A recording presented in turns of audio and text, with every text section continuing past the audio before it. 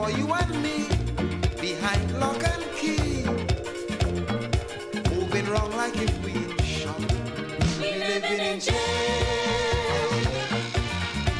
We living in jail. While criminals out on bail, honest men catching their tail in their homemade jail. You can't walk the streets no more. You're afraid to open your door like we fighting war. We living in jail. We living in jail. Freedom gone clean out of we control. Watch the houses you have to build. Burglar proof iron doors and people. And a high concrete wall still. Your notes in a mess. You have to eat less.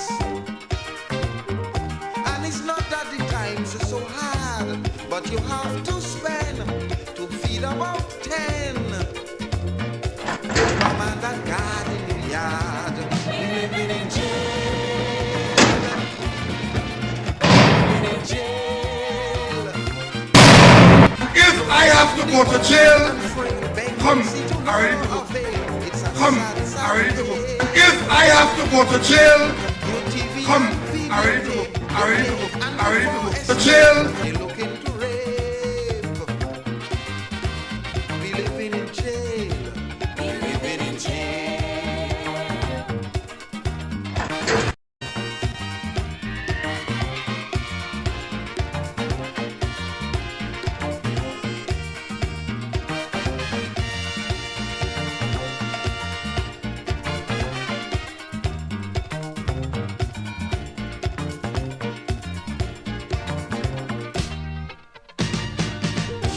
Everybody talking about freedom, but it's like everybody blind. If you think we living in freedom, the freedom only in your mind. Everywhere I look, criminals and crook, terrorizers they run amok, while for you and me, behind lock and key, moving wrong like if we in shop. We living in jail. We living in jail.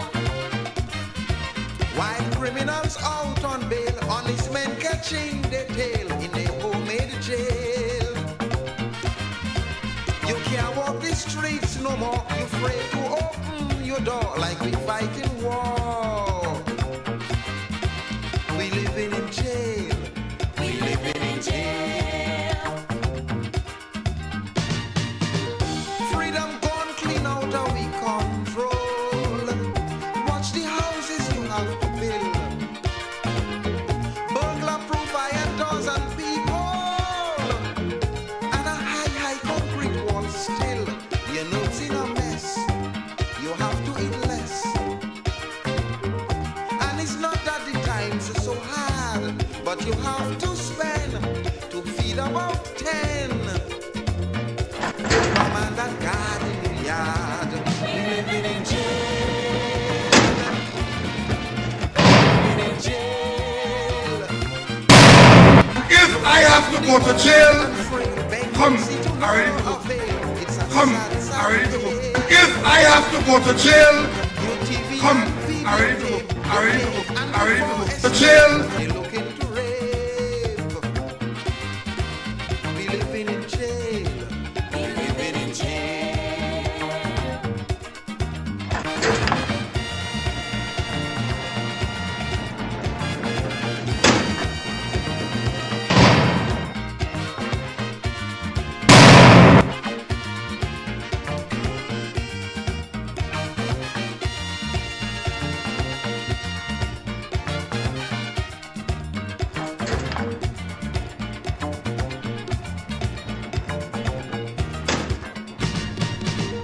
Costume jewelry is the fashion.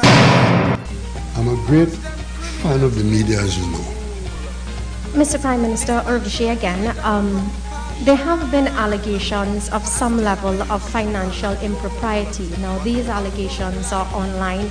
They come from someone who is said to be a relative of a cabinet minister. But in any event, it says that foreign or U.S. account of a senior government official is under scrutiny by the United States. Some are saying, Mr. Prime Minister, that this is you. So I have to ask if you are aware of any member of your cabinet or any member of your government are subject to any sort of such investigation. But when the media is taking its timing from social media foolishness, I really don't want to get involved in that. Right? So my time is too valuable. I saw the post, and it didn't take long for my name to be associated with the foolishness written by some person or person unknown that I had problems with the United States authorities with respect to money laundering, and that my absence from returning here is because I was being detained in America. That is entertainment of the fools, and you should leave it alone. Young people in particular who think this is par for the course and who think that where there's smoke there's fire. Let me just say to you all, I have no account in any bank outside of Trinidad and Tobago. Prime Minister, you made reference to a question that I would have sent you via WhatsApp. I said that? Yes, You sent me a question about what? on the due diligence aspect. So I'll You admit that? yes, I did. So don't go any further. I advise you, don't go any further. I'll ask the question. You know why? Let me tell you why, because I think your colleagues need to know. You are the gentleman who stood outside the Hall of Justice for hours waiting for me to come out of the court when I sued the Integrity Commission. And you waited and took a picture with the bars in front at Carnival time and had me coming out with the bars in front of me, and the headline then was Rowley appears in court. Remember that? I who sued the Integrity Commission, I appear in court. When somebody appears in court, you know what that means? It means that they were taken to court for some criminal matter. Let me ask you a question. I am not going to answer you. So I don't have any personal grudge It against is not personal. I am just pointing out the role that the media is playing when there's malice. And if you believe the nonsense that somebody put on social media about me and due diligence, while I am representing this country as the Prime Minister of Trinidad and Tobago with dignity that you're not accustomed to, you're on the one with that. I am not going to go down that road with you. While I am representing this country as the Prime Minister of Trinidad and Tobago with dignity that you're not accustomed to, you're on the one with that. I am not going to go down that road with you. While I am representing this country as the Prime Minister of Trinidad and Tobago with dignity that you're not accustomed to, you're on the one with that. I am not going to go down that road with you. Is there any other question? Sir, on March Is there 16th, any other question from anybody else? so on March 16th, you appointed Mr. Reginald Armour as the Attorney General. If I was, regardless of the feathers I may have had in my cap, if I was being led by Alan Alexander, I will consider, it's quite possible I might have considered myself a junior too. Tailoring things towards Rowley. As a brotherhood of wrongdoers. Living in jail.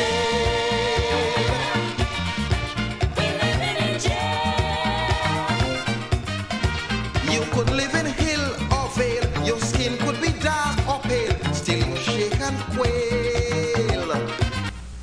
Let me ask you a question. I am not going to answer you. So I don't have any personal grudge It against is not personal. While I am representing this country as the Prime Minister of Trinidad and Tobago with dignity, Living in jail. Just sing. Just sing. One. You could live in hill or vale. Your skin could be dark or pale. Still you shake and quail. Look at strangers askance. You can't take no chance. Living in jail.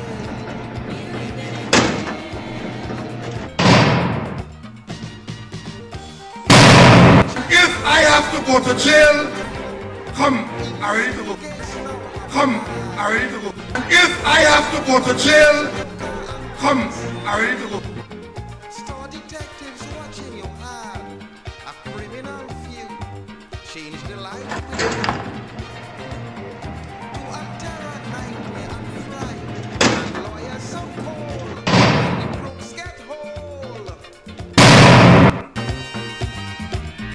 Yes, indeed, of course, a pleasant good night to all and sundry, East, West, North, South, Central, our friends in Tobago, and wherever you are, streaming on the World Wide Web, pleasant good day to you. Yes, I thought I should start there because we have to begin the process of taunting. We have to begin the process of seriously directing the clearly incoming new administration, not new administration in terms of the beginning or the commencement of a period after an election, but a new administration separate and apart from the PNM. In other words, I expect, and of course the entire country is waiting, of course, to exhale. And to exhale with, of course, Kamala Prasad Bisesa at the helm of a new administration whenever Rowley glibly, facetiously, tauntingly, and clearly his Bamsi must be palpitating. He probably is sitting on an iceberg, or more appropriately, nails turned upwards. Yes. In other words, very uncomfortable. Yes, indeed.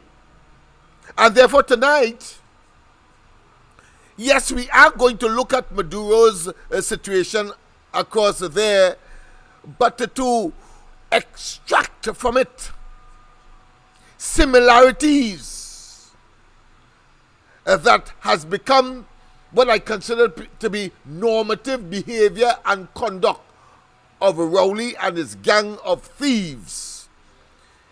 As I said, we must be angry until the date of the election itself, whenever it is called, and we ram our index fingers and demonstrate that we have voted out once and for all, and generate the extinction of a group of individuals who clearly have taken on not just arrogance, not just contempt, not just the belief that they are above the law, not just interfering with the independent institutions protected by the Constitution, until, of course, the population decides otherwise. But certainly, I say the population because Rowley and the PNM believe that somehow they can make major decisions for Trinidad and Tobago and claim that, of course, they have the authority so to do because they have a slim majority in the parliament and because they have that plurality.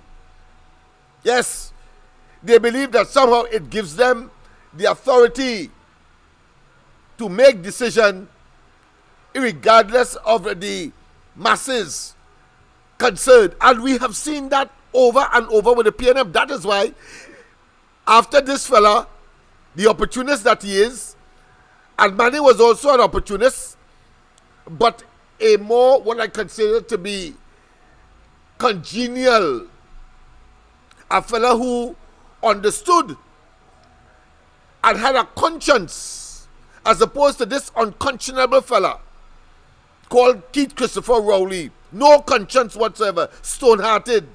And mind you, the late Patrick Manning also studied rocks. And he was not as indurate. He was not as insensitive. He was not as evil. He was not as wicked. He was not as reckless. He was not as don't care. He was not vindictive as this fella. And vindictive here is an understatement. When you look at the conduct of Rowley against his so-called political or perceived enemies, the man is a serial sociopath. A serial sociopath. And he dallies and dangles and infiltrates any part of the society because he believes that government must have, and therefore the prime minister must have unlimited and unfettered access, control, and dominance of every single aspect of life in Trinidad and Tobago. And don't tell me you don't understand that, because I will give you a very simple example. But before I go there, let me just say once again a pleasant good night to all and sundry, east, west, north, south, central, our friends in Tobago, just in case you're just joining us. And wherever you are, streaming on the World Wide Web, a pleasant good day to you. This man, in a situation where former president of Trinidad and Tobago called his Minister of National Security, Dillon, to casually, because he started off his own career as a state prosecutor in the office of the DPP. I'm talking about Camona. Yes, I'm talking about Camona. Called Dillon to just have a conversation according to the public information subsequently, and the issuance of such a statement by the then president. But Rowley was incensed, and he was incensed in the usual granular, but granular here doesn't mean small, or should I say monolithic. Yeah, so that will give you a sense of mass, a sense of how vexed he was, how upset he was, Rowley. Because Camona, the president of the country, called his Minister of National Security to talk about crime and share, of course, his own thoughts about crime. And Rowley, instead of understanding the side of the president, he started to make insinuations. Because at the time when that occurred, there was not a forensic, but an audit of the expenditure of the president at the time. I remember that very distinctly. And it turned out, whether it was advertent or inadvertent, but there was a bit of discrepancy, because I don't want to sully the former president's name associated with this criminal called Rowley, but I have to do it to make the point how greedy this man is for power, and how his quest and thirst for power knows no boundary, and that he believes that government must have unfettered access to every single thing in the society. And when you have a man like that, who has no conscience and would run roughshod over the poor, the downtrodden, and those who are not so, should I say, cursed, downtrodden. Yeah, I consider a downtrodden person to be cursed from the perspective that he may or may have not contributed nonetheless. But the fact of the matter is that he is a downtrodden and, of course, a man of straws, if you want to call it that. A man of little influence in the society. Rowley doesn't care about that. Imagine he tells persons of straw, whether in Laventil, Beetham, Diego Martin, and the poorer sections of the society, including San Fernando, and of course we can go to Bangladesh, and of course parts of Shogunas, etc. and tell the people who obviously have demonstrated by the way and where they live are classified as poor, as classified as being members of the lowest rung of the socio-economic ladder in this country, members of the lower class and underclass, distinct from the middle and upper class. And he will tell them, knowing full well that they come from Laverton and these places where the categorization of the population there are clear. When you look at their buildings, generally I'm not talking about the exceptions, because there are exceptions that are living, of course, in, comparatively speaking, and could compete with, of course, well-to-do communities in terms of the building that they live in. Of course, there are pockets of that. We can go in Mova, for example, and look at Central Mova and see buildings. When you go and approaching, of course, the walkover on the Lady Young Road, and you look to the north, you'll see buildings that equal to and what you expect in places like Westmoreland and so on. So there are people who live in pockets in those areas that appear to be well-to-do, or put another way, voluptuously. Yes, voluptuous living. But Rowley would watch, obviously, people who are poor and tell and generate a policy that says you must pass a means test in order to get a laptop or a tablet. Makes it even worse. You know what I say, Rowley, and even in times of COVID,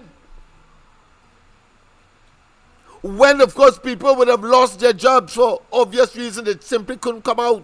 That was the rule, that was the law. And businesses had to close, some of which have not opened since, especially those in the micro sector. Yeah. But Rowley would put a means test to determine whether or not a person should get a laptop or a tablet. I am making the point of how heartless, how stone-hearted this man is, and how he is a power mongerer. And we have already described what power is as distinct from authority. And it's probably at this juncture we should, of course, reiterate, revisit, and not relearn, but reinforce what power is. Power is the ability to have people do what you want, whether they like it or not. It's clear Rowley is that kind of guy. That is the stuff that dictators and autocrats and totalitarians are made of. Yes. And as I said yesterday, they study Machiavellian politics to emasculate, to starve, and then release the valve, expecting, of course, to get another term. And that term is accepted and pursued only because there are others better than them, greater than them, have a conscience, not necessarily as individuals, but as countries, whether in CARICOM, whether in the hemisphere, and part of the OS and other groupings such as the Americas. Yes, such as the United States and so on. If it weren't for these, who would, of course, express their disapprobation and their concern about disrespecting the arrangement that was, of course, enshrined in the very first opportunity for independence at Marlborough House, when Eric William and Capildeo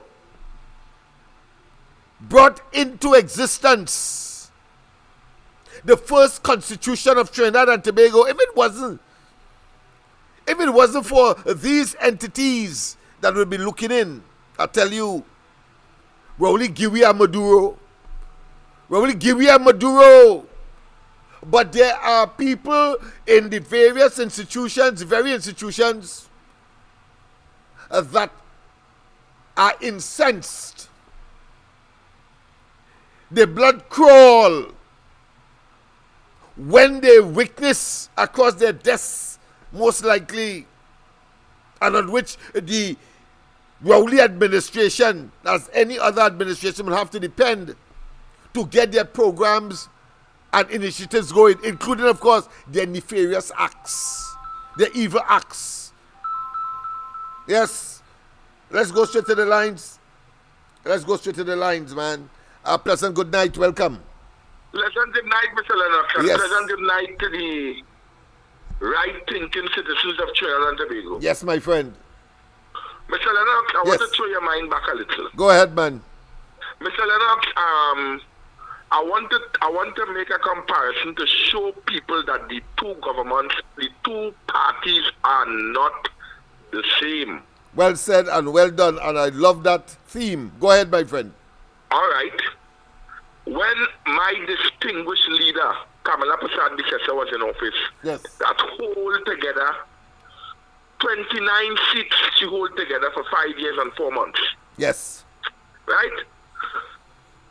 The Duali Nagar was a dangerous place to cross. She put a walkover for them to cross to get to the Nagar. Yes. Right? And she do a lot of different things for the people of Trinidad and Tobago. But here we're coming to now. Lavanti, a couple years ago in Dr. Rowley's first term, he told in the ending up of the first term, when he was trying to mislead them like we are accustomed doing Yes. and brainwash them, he told them that Lavantil needs special attention. He said that in a press conference. Yes, I remember that distinctly, and before he's he going became to prime minister as form- well. Let me he's going to just form a inform and committee interject. Yeah. to deal with Lavanti. Well, I want to tell the Lavantilians that while your prime minister had more interest in Balize House than Lavanti, because up to now he ain't spent 120 million in Lavanti, but they spent 120 million, and it ain't finished yet, in Balize House. This building, you just call, you have a name for it. Yes, monstrosity. So I'm making the comparison to Yeah, show them. monstrosity. I see Anil Roberts take up the same term I describe it as monstrosity. Yeah. That's correct. So I made the comparison to show them. He has spent in 9 years with half of $1 trillion spent. He spent 50 or 60 million in Lavanti with those three constituencies that they never lost.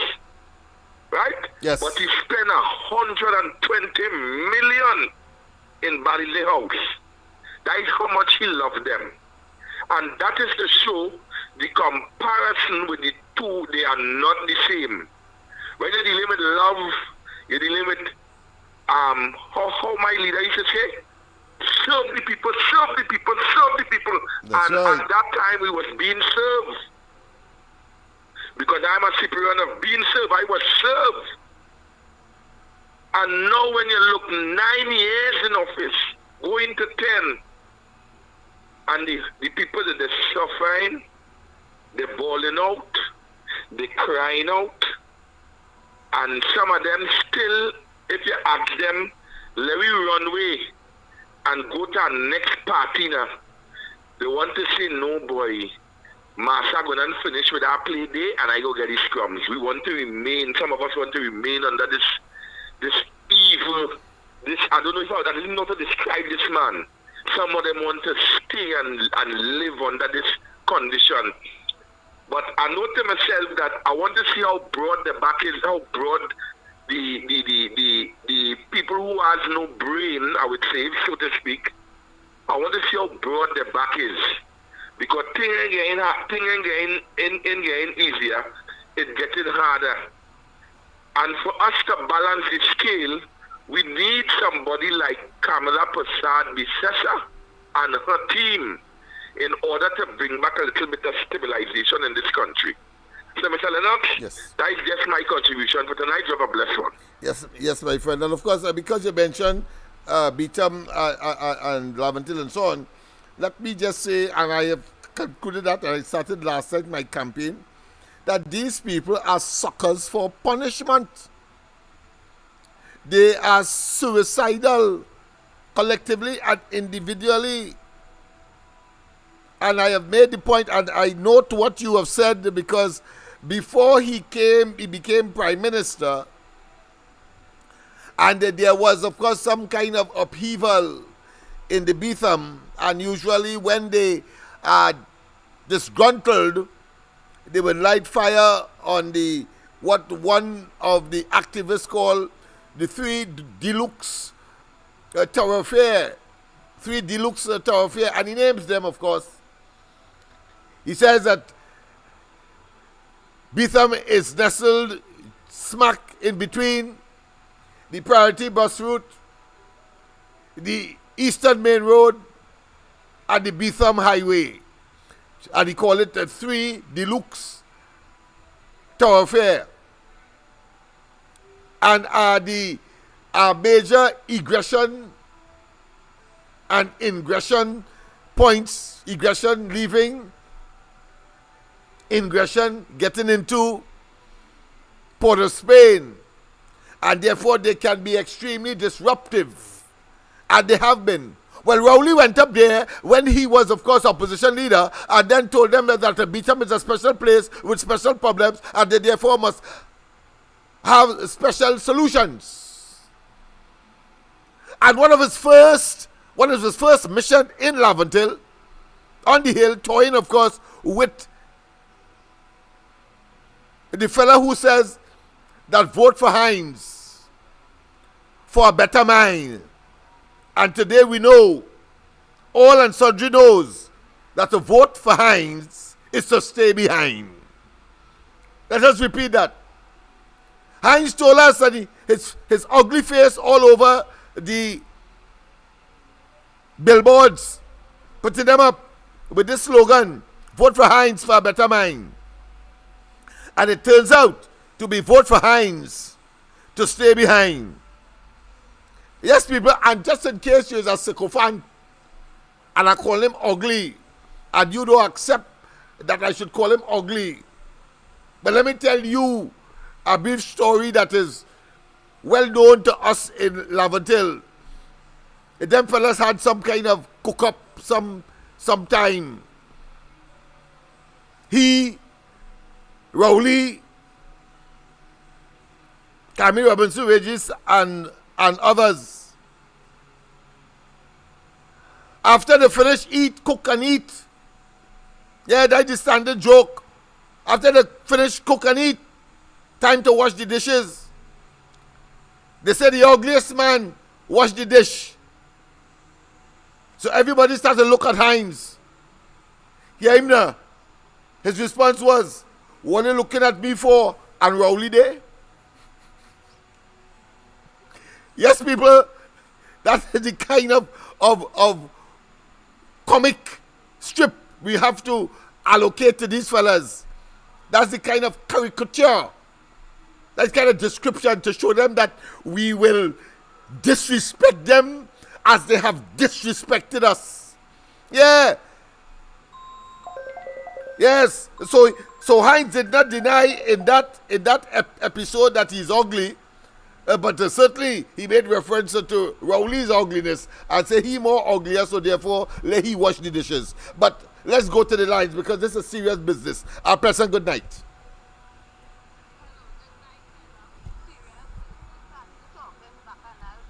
Yeah. We have to talk serious bacchanal talk because that is what they like. That is what will get them and get us in response to them to make them understand that nobody feeds them. You you want to call back? You want to call back because I have you on the handset and I'm not getting you clearly at all or loudly. So call back and I will take you on the system itself. All right, sorry about that. All right. Yes, yes, people. Yeah, I know they ain't care. It's part of the course, but that doesn't mean to say that when I call him every night a rapist and a pedophile, I don't think the actions corresponds with that notion. Why would he then try to mash up the coup by asking his lawyers to write it to the station, or to that in fact, to try to pull the license of 104.7? Well, if he likes stupidity, not me and them reverse petty psychology. No, I know that the feeling of how I from Laventille, I can tell you what hurts and what doesn't. Joke like that hurt them because they want to project an image that it doesn't have, but to make it look as though they are superior academically, intellectually, and of course controlling the resources of the country, and say who must eat and who mustn't eat. I know them. Present, good night, welcome. Yes, Lennox, you hear me clearly now? Loud and clear, my dear, and everybody else in the world. Yes, Lennox, you know they don't like you. I know that. And here now. And I don't like them too. You see that kind of talk you're talking these days about the young man friend? Yes. They're going crazy and they will can't answer you. They're going and they're researching all what you're saying. This morning I listened to you on the program, The Ground Report. Yes. You was fiery here making joke. No. I find you talking with real confidence. That's right. Last night started the campaign, right? Campaign for elimination, annihilation, expunging. I like when you say we vex until election. That's right. The code. Yes, that's the vex code. Until, this is what I was saying. We can't talk soft and nice and this kind of way. Listen, right? don't feel I don't listen, you know. Don't feel I don't listen. Don't feel I don't listen. Don't feel I don't listen. And do not feel that at all I don't take things on board. I always do. But with the fullness of time, you will see it unfolding. Go ahead. Yeah. So who could talk rough and thing? We coming out more rough, right? We on the soft thing. The activists and them. You understand, Yeah. Lennox? Yes. Yeah, man. Because so we will see them. Real good. Yeah, you will see them now because they are cowards, one. Yeah. And they are hollow.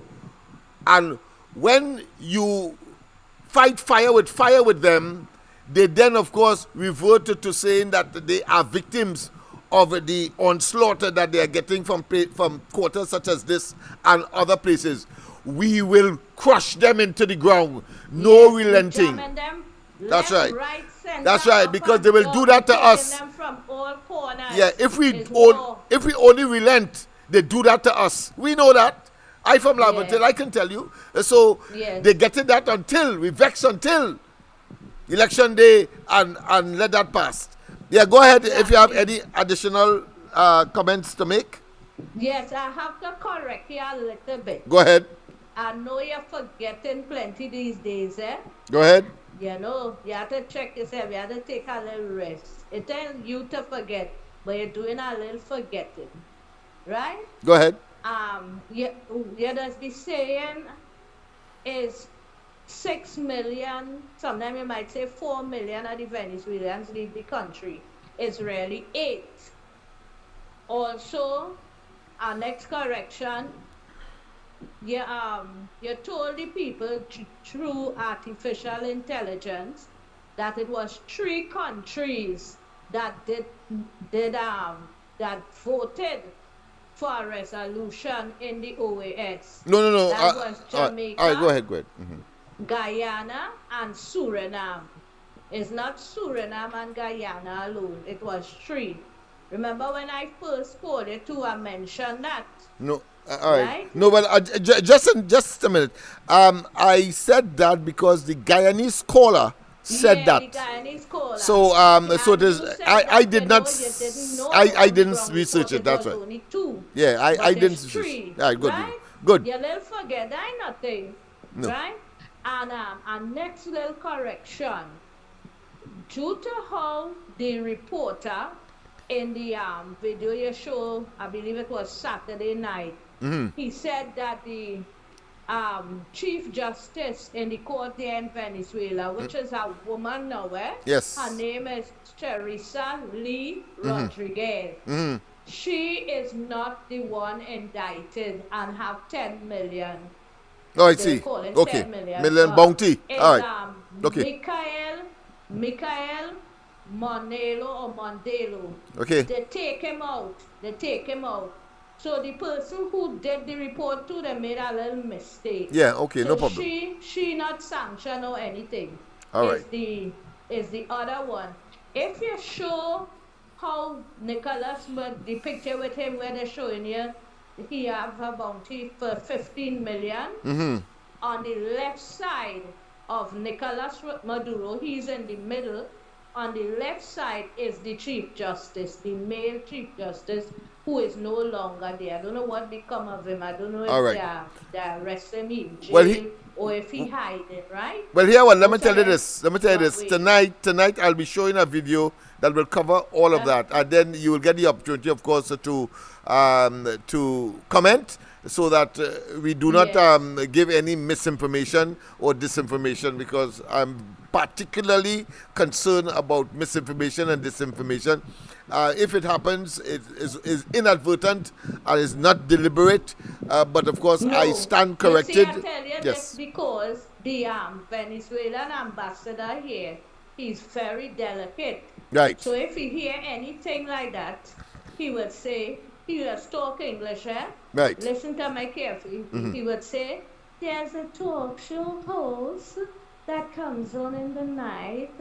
His name is LENNOX Smith. Yes. And he said so and so. Yes. You understand me? So thank you for that protection. That's right. Yes. I'm telling you. Yes. We Because have he's to be there our to brother's defend keeper them. and sister's keeper. Okay. Yes. So you have a good night, Lennox. Yes, indeed. Thank you very much for Yes. that intervention. You're welcome. Yes, indeed. So, of course, the Guyanese caller that gave me the initial information, I would love you to call in tonight so we could, of course, reconcile whether it's two, because he said Guyana and Suriname, and he did not mention another one, but I wasn't able to get information to confirm, so I had to go with him, what he was saying. And you see, when that happens, people who let's say more informed, or who recognize that there would have been, of course, some shortage of information, can now add their information and make it whole. Of course, it does not mean that I would neglect or abandon my responsibility to do fact checking.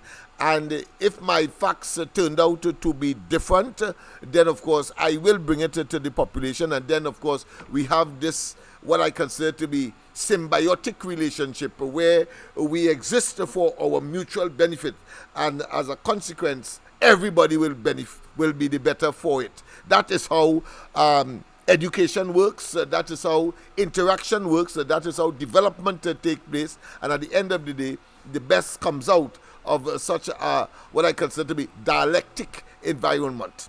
That being as it may, I was making the point, of course, the lines are open, sorry about that, 337-6940, 337-6940, and I want to, again, just in case you just came in, to of course play this video quickly, and then we go on to another one, which I think would be very, very interesting, because it deals with, of course, the moral and ethical standards and standing of individuals, and it has a biblical or spiritual connotation as well, because we need every sinew in our being to be at optimum in order to deal with this situation in Trinidad.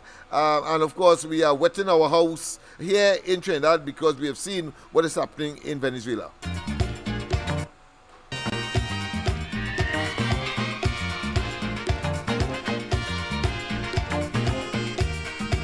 Yes, we are saying that was Rowley when he was a younger fella, but you notice the bald head still there, but he was wearing a beard at the time. So there he is, of course, a corrupt PM, and then of course as a rapist and a pedophile, and ultimately makes his way to jail. Yes, indeed. Of course, after the necessary processes, let's put it that way. But I thought I should put this together for you tonight to understand that the battle has been drawn. And Rowley cannot, of course, attack people who does not have anything to do with the aspersions and his vitriolic, and expected to escape unscathed. It must be reciprocated. And you notice tonight, you will see, when he was talking to the journalist and telling him, you wait, he engages when he is cornered in what is called aggression being the best form of defense. Don't answer the questions, but he goes into an aggressive mood to intimidate, to frighten those who are questioning, whether directly in his presence or indirectly, as we saw only recently when he attacked those who had the audacity, as far as he is concerned, to question in a Newsday report, attracting his attention. If I have to go to jail, come, I'm ready to go. Come, I'm ready to go. If I have to go to jail, come, I'm ready to go. I'm ready to go. I'm ready to go to jail. Because he found that the Newsday must not question and link it to the waste of money. His decision to, of course, remove the 3 ships, Nina Pinta and Santa Maria, Columbus ships, from the coat of arms, and link it, of course, somehow to live sports, and then use it as an opportunity to say that live sports was a bane, a serious blot on the country, and ought not to associate, looking to score what?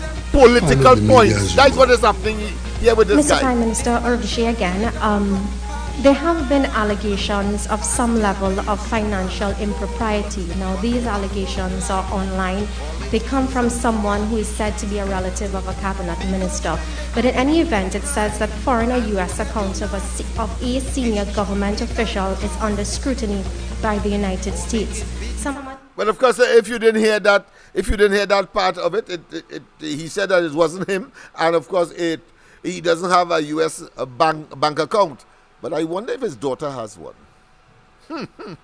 I wonder. You see, because I was interviewed, I have the number for those guys. I saw it today in my efforts to put the building blocks in place to treat with, of course, these external players that would influence Trinidad and Tobago in a big way, and the government itself will have to take note, whether the OS, whether it's the Human Rights UN Bureau in Geneva, or whether it be the Inter-American Commission for Human Rights, etc., etc., including, of course, institutions that the EBC here is connected with. You see, we cannot wait. We cannot wait for the opposition alone to do all the work. They may not know all that which is possible. They may not know. They're human beings. Of course, we can transfer, we can abreast them, we can, of course, give them the information. But whether they have the mechanism, and why, I am a firm believer in what is called existentialism. And at the same time, what Abraham Lincoln said, why the hell you must wait for others to do for you that which you can do for yourself? Understand that? And the existentialist says that as human beings, you are expected, if you're born into a poor environment, You must not be deterministic. You must not believe that that is your life. That is your misfortune. That is your destiny. No. You get up, you reach for the stars, and if you end up on the clouds, then hooray for you. In other words, you must transform. It is not by accident, therefore, that this program is called what? East-West, the corridor transformation. It's transformation we are talking about here, people. And therefore, we must be able to understand what we are into. So therefore, as individuals, as I've said last night, we have the capacity. You could write, you could formulate, you could, of course, communicate. Then by all means, I don't expect that I alone in Trinidad and Tobago to be, of course, and indeed in Lavatil and East Port of Spain and, of course, Diego Martin, etc., and along the East-West corridor, to be the lone person who have or is a repository of all that information. I don't believe so. And just as how I don't believe that I'm not the only person that have the capacity to not just research, but to have all the mechanism, the support mechanism to so do. And therefore, each one of us, because you see, I also believe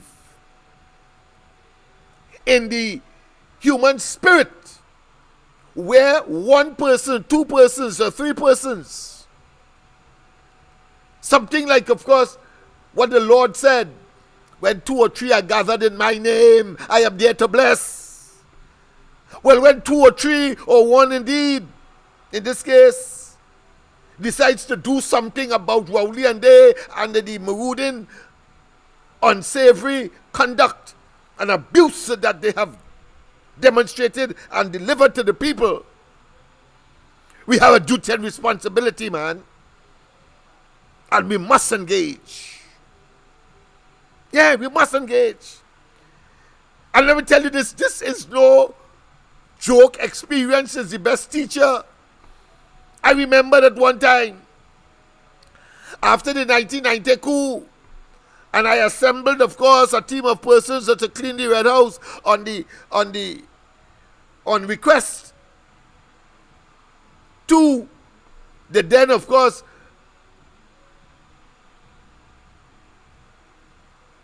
superintendents of the parliament. Emmanuel Carter at the time was the Senate president, and Nizam Mohammed, the Speaker of the House then. And I wrote to them and said, listen, I am concerned that of the over 100 persons that participated in that attempted coup led by or misled by Abu Bakr, give us an opportunity to show that not all of us will want to overthrow a government or take over a government or change a government by force. And they accepted. And I had the singular responsibility to, from all quarters in the country, and I invited, and they came. Whitey skin, darker skin, in between skin, but they came. Different texture of hair. One like mine's total African, and others Indianish, and of course others Caucasians and so on. And we went there as a unified force and cleaned the Red House. The stench of blood and what I consider to be, and I still describe it to be, I don't say stale piss, I say rotten piss. In glass.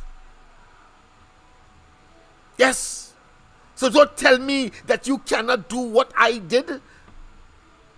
Don't tell me that you have the access to the information and would keep it there and wait for someone else to do what you can do in order, of course, to make certain that we bring not just sanity, but to bring Trinidad and Tobago back to even keel and to, of course, export, is a term that is used in the technology a lot. Export Rowley and they out of the offices that they now hold. All of them. So don't tell me that. Don't tell me that. I did that, yes.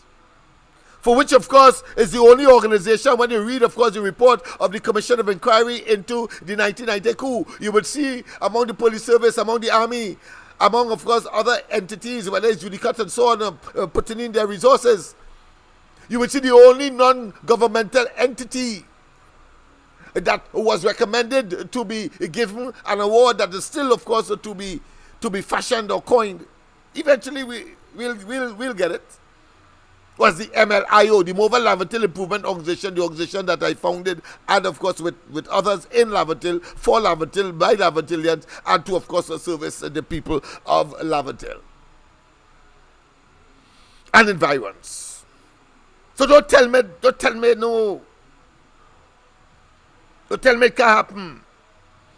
And I remember very distinctly when Jack Warner, of course, created the Lavatil Day, and I was the man to go into the nook and cranny of the community. Everybody is afraid. And I brought out the drummers, and I brought out the dancers, and I brought out, of course, those who felt that it might be the beginning of not just something positive, but there are those others who believe that if they come out, it might be the end of their lives, and therefore we had to put mechanisms in place, such as, of course, utilizing the police service, and let the police service go and pick up these guys and let them come down to the savannah. And of course, we decorated the savannah in a particular way, where, of course, a homely and, of course, a very cordial and healthy atmosphere took place, not like Rowley and Day, Family Day, so-called sports and family day, a different environment altogether. Because we are talking about true bonding. Persons who, of course, living close to each other geographically, but, of course, cannot see each other because they simply can't go up the road, can't go down the road, and vice versa. Just as right here on Nelson Street, those persons who reside south of Prince Street, which is the dividing line across Nelson Street, from east to west, and Nelson Street is a north to south street. So the dividing line is Prince Street. And those to the south can't come up in the north. And those in the north can't go down to the south. That is a Herculean task. Because you could die. And there are people like myself who are prepared, of course, to take the risk, to take the challenge, and understand that the magnitude of the problem and address it. Not like Hines and they, who, of course, are opportunistic political parasites. Ugly son of a bitches. Yes, indeed. So I'm making those points to show you that it is not impossible for individuals to do what is required and assist in this process to make certain that albatross, or that evil, that diabolical regime headed by Rowley, a wicked and dangerous man, is the existential threat to our survival as a society, survival as an economy, survival as a people. Is the only man who has 2 ministers that are deemed to be bearers of debt. Debt. Just imagine that. 2 ministers, not one, 2 ministers bearers of debt. The Minister of Health, and I don't have to remind you as to what debts that came to manifest or manifestation under that this Minister of Health, the assassin, and of course Hines, joined by, of course, Scotland. So maybe it may turn out to be 3 bearers of debt ministers. Only government in the history of China, and we could countenance that. We could take another year of that beyond, of course, the elections. That is what we are talking about, people. Affirmative action, pro-action to address the problem, and it also includes getting rid of Rowley and Day and telling them as it blasted is, and they could do nothing about it because they would want to appear to be pious, holy, holier than thou, immaculate, They can't mash ants in the few coming months. Why you think we're only talking about emblem change or adjustments?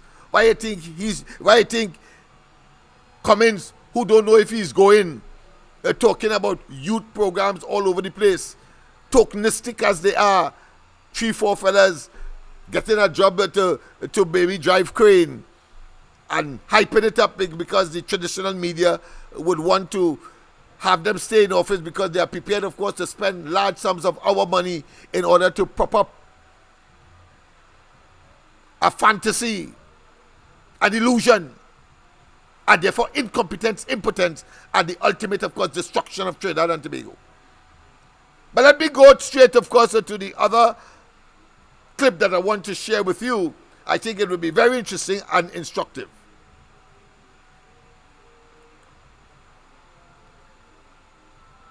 Very interesting and instructive, people. Let's go to the lines first, and then, of course, we will then, of course, continue. Professor, good night. Welcome. Good night. Silver Fox here. Yes, my friend.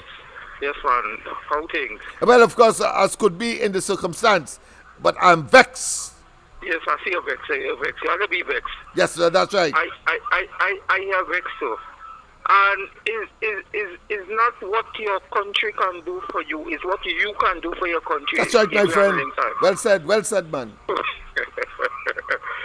The people in this country is afraid of Key Christopher Rowley. In some years ago in France, had a prime minister, and that is how he used to rule, by ignorance, and he was executed in France because the people couldn't take it no more, right? And we have, Lennox, we have to get up, because look at the people in Venezuela. The opposition get the majority of votes, and they're still out of power.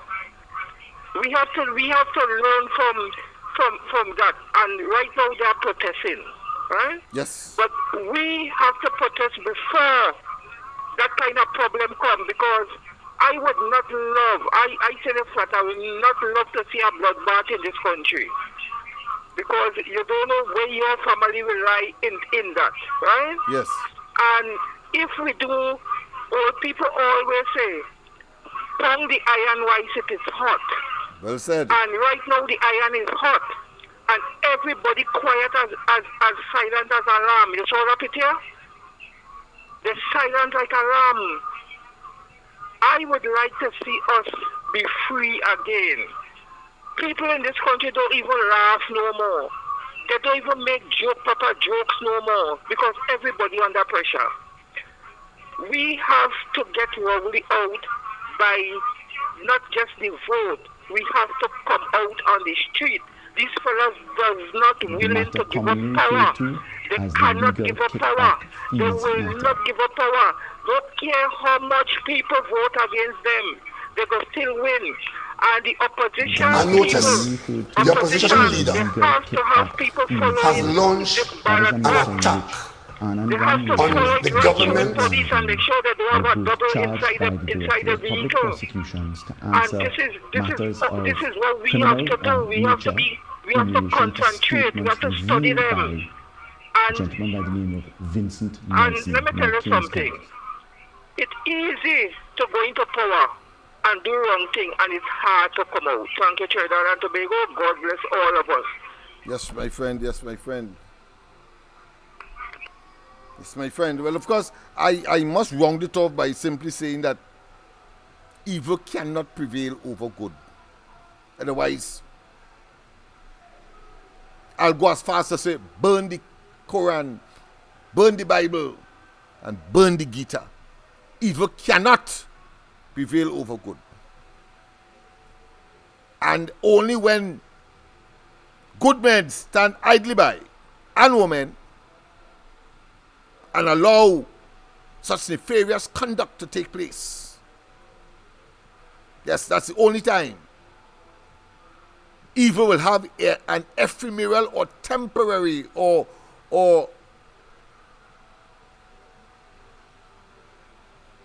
short-lived presence. but it cannot prevail in perpetuity. That I know. And the time has reached where Rowley and they must understand the zenith, the climax, the apex, the ultimate, the terminus of their evil. As good people will now rule the roost and do what is required. And do what is required. But I want you to take a note of the next clip. Because you see, there is a saying that you get the government that you deserve. And there's also another saying that works in conjunction with you get the government that you deserve. The voice of the people is the voice of God. Yes, indeed. But I want to tell you that the latter, the voice of the people, is the voice of God. Vox populi, vox Dei. That's the Latin expression. Vox populi, vox Dei. That's the Latin expression, yes. I have learned to understand it comprehensively. When they say that the voice of the people is the voice of God, as Pandey would have said, democracy gives one the right to be wrong. And boy, were we wrong.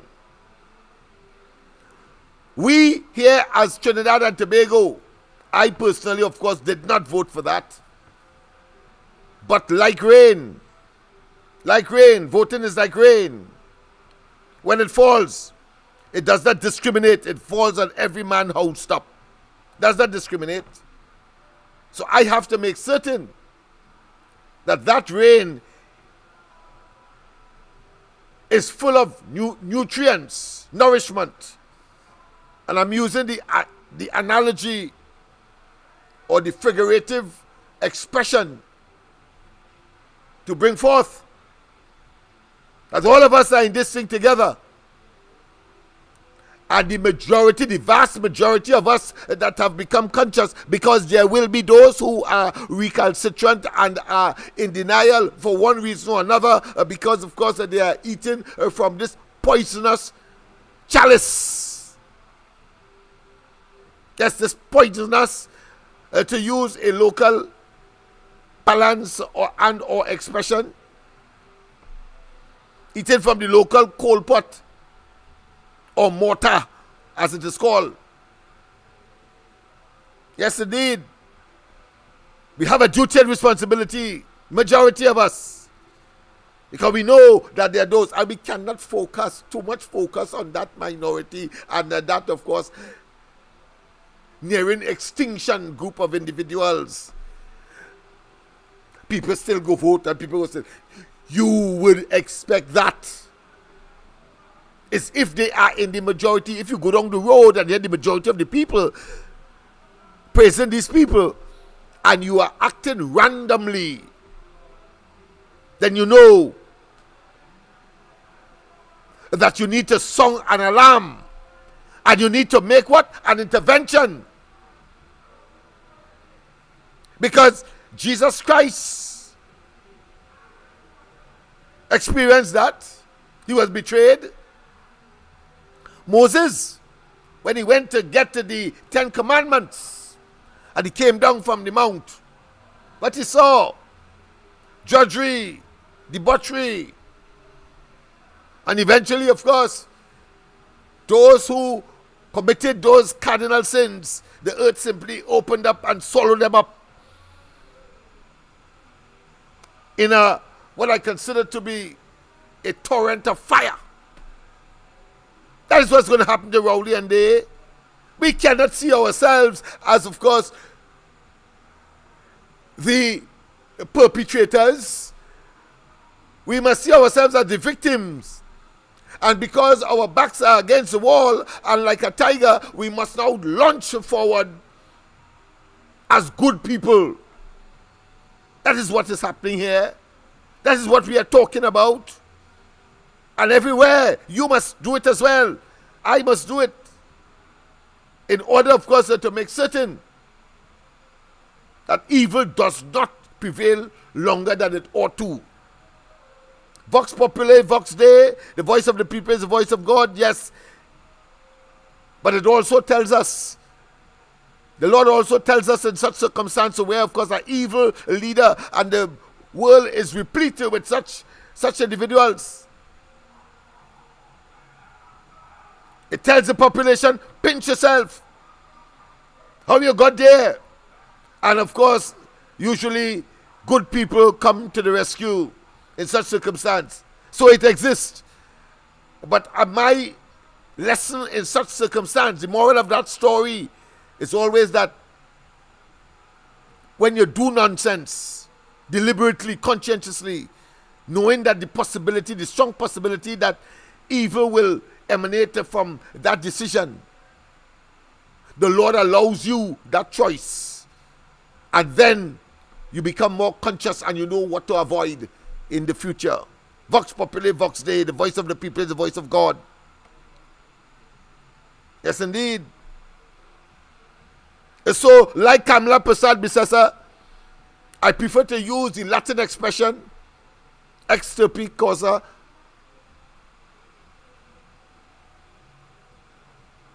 non orita actio. Yes, indeed. But I think the more expressive term in Latin, salus populi lex esto. You know what I say salus populi lex esto. It means the first order of service is service to man. And that is what Kamala Prasad Bisesa and the UNC symbolizes, embolizes, display whilst in government. And we have the benefit of experience, not to be veiled otherwise. And we also have, conversely, the evidence to show the rapscallianism, the evil, the wickedness, the debauchery, the betrayal, the treasonous, and of course, the conspirators attempted to undermine our democracy in multiple ways to stay in government. And as good people, we have a duty and responsibility to expunge and eradicate and annihilate such tendencies. Salus populi lex exto. The first order of business is service to the people. Service to the people, service to the people. Let's hear that. Let's just look at this particular video that I've found and put together. Why does God allow evil to exist? Free will and moral responsibility. The existence of evil is the gift of free will that God has given to humanity. With free will comes the capacity to choose between good and evil. Throughout the Bible, we see that human choices and actions have consequences, both positive and negative. Galatians 6:7-8. Do not be deceived. God cannot be mocked. A man reaps what he sows. Whoever sows to please their flesh, from the flesh will reap destruction. Whoever sows to please the Spirit, from the Spirit will reap eternal life. Testing and refining of faith. The presence of evil and suffering can serve as a means of testing and refining our faith. In James 1:2-4, it is written, Consider it pure joy, my brothers and sisters, whenever you face trials of many kinds, because you know that the testing of your faith produces perseverance. Let perseverance finish its work so that you may be mature and complete, not lacking anything. Difficulties can lead to spiritual growth, character development, and a deepening reliance on God. God's ultimate plan. Although evil exists in the present world, God has a redemptive plan to ultimately overcome evil and restore all things. Romans 8:28 assures us that in all things God works for the good of those who love Him, who have been called according to His purpose. God can use even the darkest circumstances for His purposes. Why does God allow evil to exist?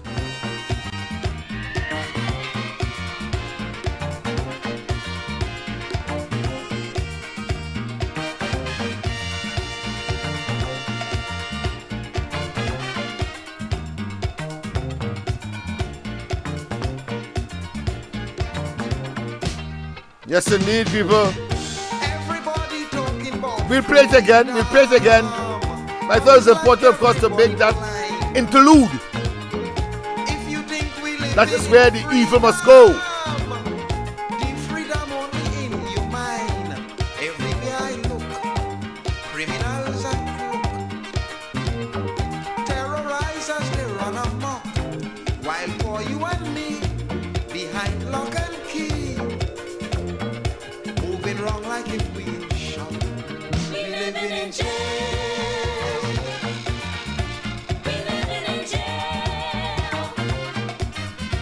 While criminals out on bail, honest men catching their tail in their homemade jail.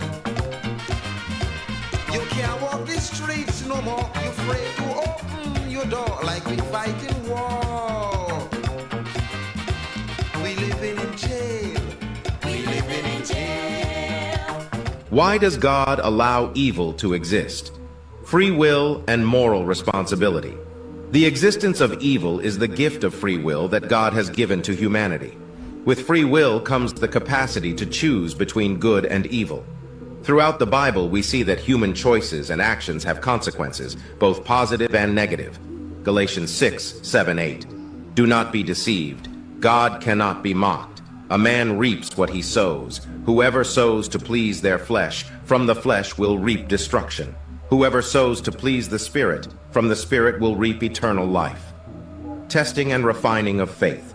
The presence of evil and suffering can serve as a means of testing and refining our faith.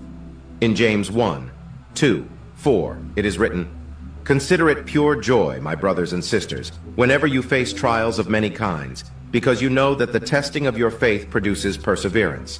Let perseverance finish its work so that you may be mature and complete, not lacking anything." Difficulties can lead to spiritual growth, character development, and a deepening reliance on God. God's ultimate plan. Although evil exists in the present world, God has a redemptive plan to ultimately overcome evil and restore all things. Romans 8:28 assures us that in all things God works for the good of those who love him, who have been called according to his purpose. God can use even the darkest circumstances for his purposes. Why does God allow evil to exist? Yes, indeed, people.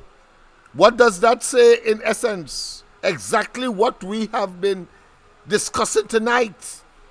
You have in your bosom, in your brain, in your hands, in your resources that you have access to make the contribution to this singular mammoth task.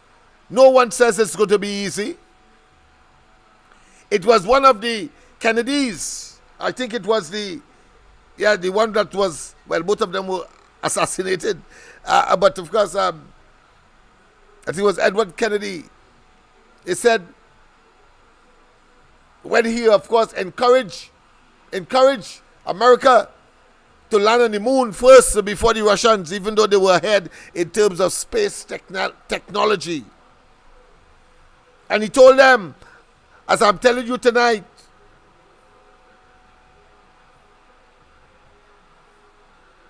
we are doing what we are doing not because it is easy, but because it is damn difficult. That's why we are doing it. We are doing it because it is difficult. So we acknowledge that as a basis for moving forward. And therefore, every single modicum, every single morsel, every single effort. And that is why, of course, I started to implore and at the same time castigate the religionists in the society and the ecclesiastic and men of the cloth who would sit idly by and see all of this drudgery and barbaric conduct and abuse and misuse and contempt and the initiation as a consequence of pain, ache, agony. And you could stomach that, whether you are a father, you call yourself a father, a pastor, a follower, you could stomach that, but oh, I see why. Because you are far removed when you go within those four walls and like-minded people congregate and they execute their dogma and their rituals. You comfortable with that, and you jump in probably your air-conditioned vehicle, or you may have to walk home, but you walk on that path of the community where you do not see and not come in contact with. Well, I cannot do that. It exists. Only this evening, them young fellas called me, said, Mr. Smith, we're having something for the kids for independence. And we are hoping. Well, before he could complete his sentence, I said, yes, I will make a contribution.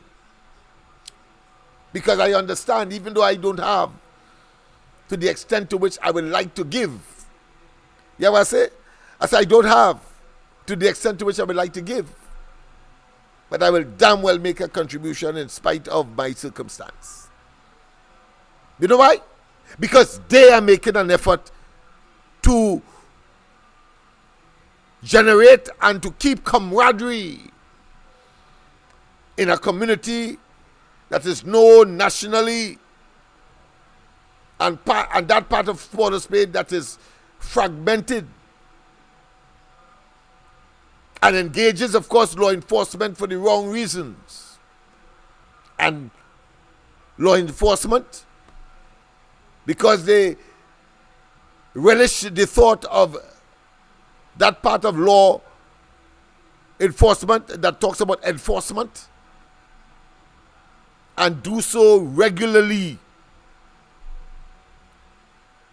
with a kind of brutality and a kind of aggressive attitude that clearly does not conform to what the upper echelons of the police service and law enforcement and the government espouse. But it engenders and deepens the antagonism,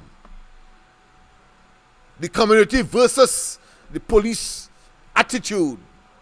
And in such a volatile environment, anything could happen, including, of course, police being at the wrong side of anything, and the community members who are so engaged or who are so unfortunate can also be on the wrong side of that engagement.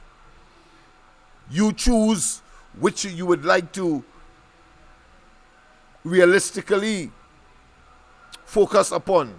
But I thought before we complete tonight's exercise as to the evil of men and why God will give people that exposure,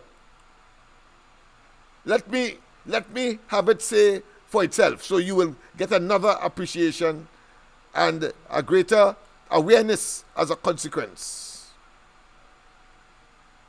Responsibility. The existence of evil is the... Why does God allow evil to exist? Free will and moral responsibility. Don't forget, people, come, the the lines are existence open. of evil is You the can gift call of in free the will meantime. I that know God that has given to humanity. With free will comes the capacity to choose between good and evil. Throughout the Bible, we see that human choices and actions have consequences, both positive and negative. Galatians 6, 7, 8. Do not be deceived. God cannot be mocked. A man reaps what he sows. Whoever sows to please their flesh, from the flesh will reap destruction. Whoever sows to please the Spirit, from the Spirit will reap eternal life. Testing and refining of faith. The presence of evil and suffering can serve as a means of testing and refining our faith. In James 1, 2, 4, it is written, Consider it pure joy, my brothers and sisters, whenever you face trials of many kinds, because you know that the testing of your faith produces perseverance. Let perseverance finish its work so that you may be mature and complete, not lacking anything. Difficulties can lead to spiritual growth, character development, and a deepening reliance on God. God's ultimate plan. Although evil exists in the present world, God has a redemptive plan to ultimately overcome evil and restore all things. Romans 8:28 assures us that in all things God works for the good of those who love him, who have been called according to his purpose. God can use even the darkest circumstances for his purposes. Why do... Yes, indeed, God can use what? The darkest circumstances for his purposes. We are in a dark place, clearly.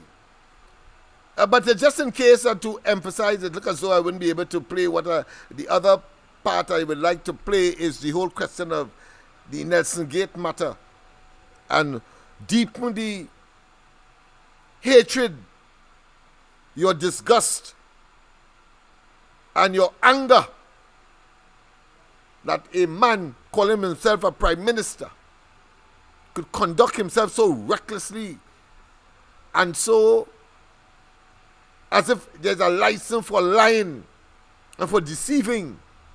And when he's caught, as some people would say, with his pants down, others may say red-handed, he then uses aggression, as I said before, as the best form of defense. And of course, staying in the office and giving instructions because the office so dictates, so allows the occupier to do. And he does it. He does it unconscionably, without any compunction, and with any regard for those who may be affected simply because of his conduct. As we have seen, the increase, of course, in poverty, the increase in murders, the increase in poor health delivery, the ineffective policies and programs, whether it be the sea bridge and the purchase of those boats and the antecedent to that, all of which has created the condition where over $500 billion, $500 billion, has been consumed, people. And then he comes and tells us that he came here somehow to save Trinidad, when in fact is to disaster Trinidad. A pleasant, and Tobago that is. A pleasant good night, welcome. Mr. LENNOX. Yes. You know, this is the same man that ball. I didn't want this job. The people that know me know I didn't want this job with a straight face. Now he's the same man that moving the goalpost to remain in this job. Yeah, he don't want to move. He was a corruption buster. Don't want to move. Go against Manning, his boss, and today he's a corruption promoter, hypocrite as you could have them come, evil as you can detect them as. Go ahead, my friend. Oh, that's all I wanted to just say. Oh, yes. You're quite right. Thank you, Mr. LENNOX. Yes, thank you for reminding us. Let's go to Maduro. It's important that I went there, and then, of course, to show you again that we have to wet our sweet, sweet Trinbago, lest we find ourselves like Venezuela. When you think of oppressive rulers who don't care about the wishes of the people, Nicolas Maduro comes to mind. As he steps into office again with hopes of ruling the country for the third term in a row, Maduro remains unapologetic about rigging the elections. After an election full of irregularities, Maduro has made a controversial move as he stands against the opposition. Will the people of Venezuela and the opposition back down, or will they all endure more years of hunger and hopelessness under Maduro's tight grip? First, let's consider the president's latest statement and what it means for the country. The shocking revelation. Venezuela's President Nicolas Maduro has gone on the offensive, blaming the country's election unrest on a far-right conspiracy. Maduro claims that his political opponents are stoking protests and attempting to seize power. He made these comments as international condemnation grows over the allegedly rigged presidential election. The Venezuelan leader has pointed to various incidents as evidence of this far-right conspiracy. He has cited alleged plots to assassinate him and attempts to manipulate public opinion through social media. While some of these claims may seem far-fetched, they have nonetheless been effective in creating a sense of external threat that Maduro uses to justify his increasingly authoritarian measures. The National Electoral Council, CNE, declared Maduro the winner, saying he had won with 51.2% of the votes, with 80% of the ballots counted. However, the opposition claimed that Gonzalez had obtained 70% of the votes, based on voting tallies from about 40% of ballot boxes nationwide. The opposition claims Maduro was defeated by a margin of 2-1, publishing ballots from 30,000 voting machines. The government says it also has copies of the ballots, but has not published them, nor has the Electoral Authority, whose website has been conveniently down since July 29th. The Carter Center, a pro-democracy group, has stated that the vote could not be considered democratic due to a lack of transparency and bias in favor of the incumbent. Maduro's opponent, Edmundo González Urrutia, claims to have secured a landslide victory amid widespread anger over Venezuela's economic collapse and migration crisis. Maduro has ordered security forces onto the streets and urged citizens to report protesters using a government app. He has also claimed that the attempt to remove him from power is part of a global, extreme-right movement involving politicians such as Argentina's President Javier Milei, El Salvador's President Nayib Bukele, and Brazil's former President Jair Bolsonaro. The US has expressed serious concerns about the subversion of democratic norms, and Colombia's left-wing president has recognized serious doubts over the result. Despite this, Maduro remains defiant, vowing to resist any attempts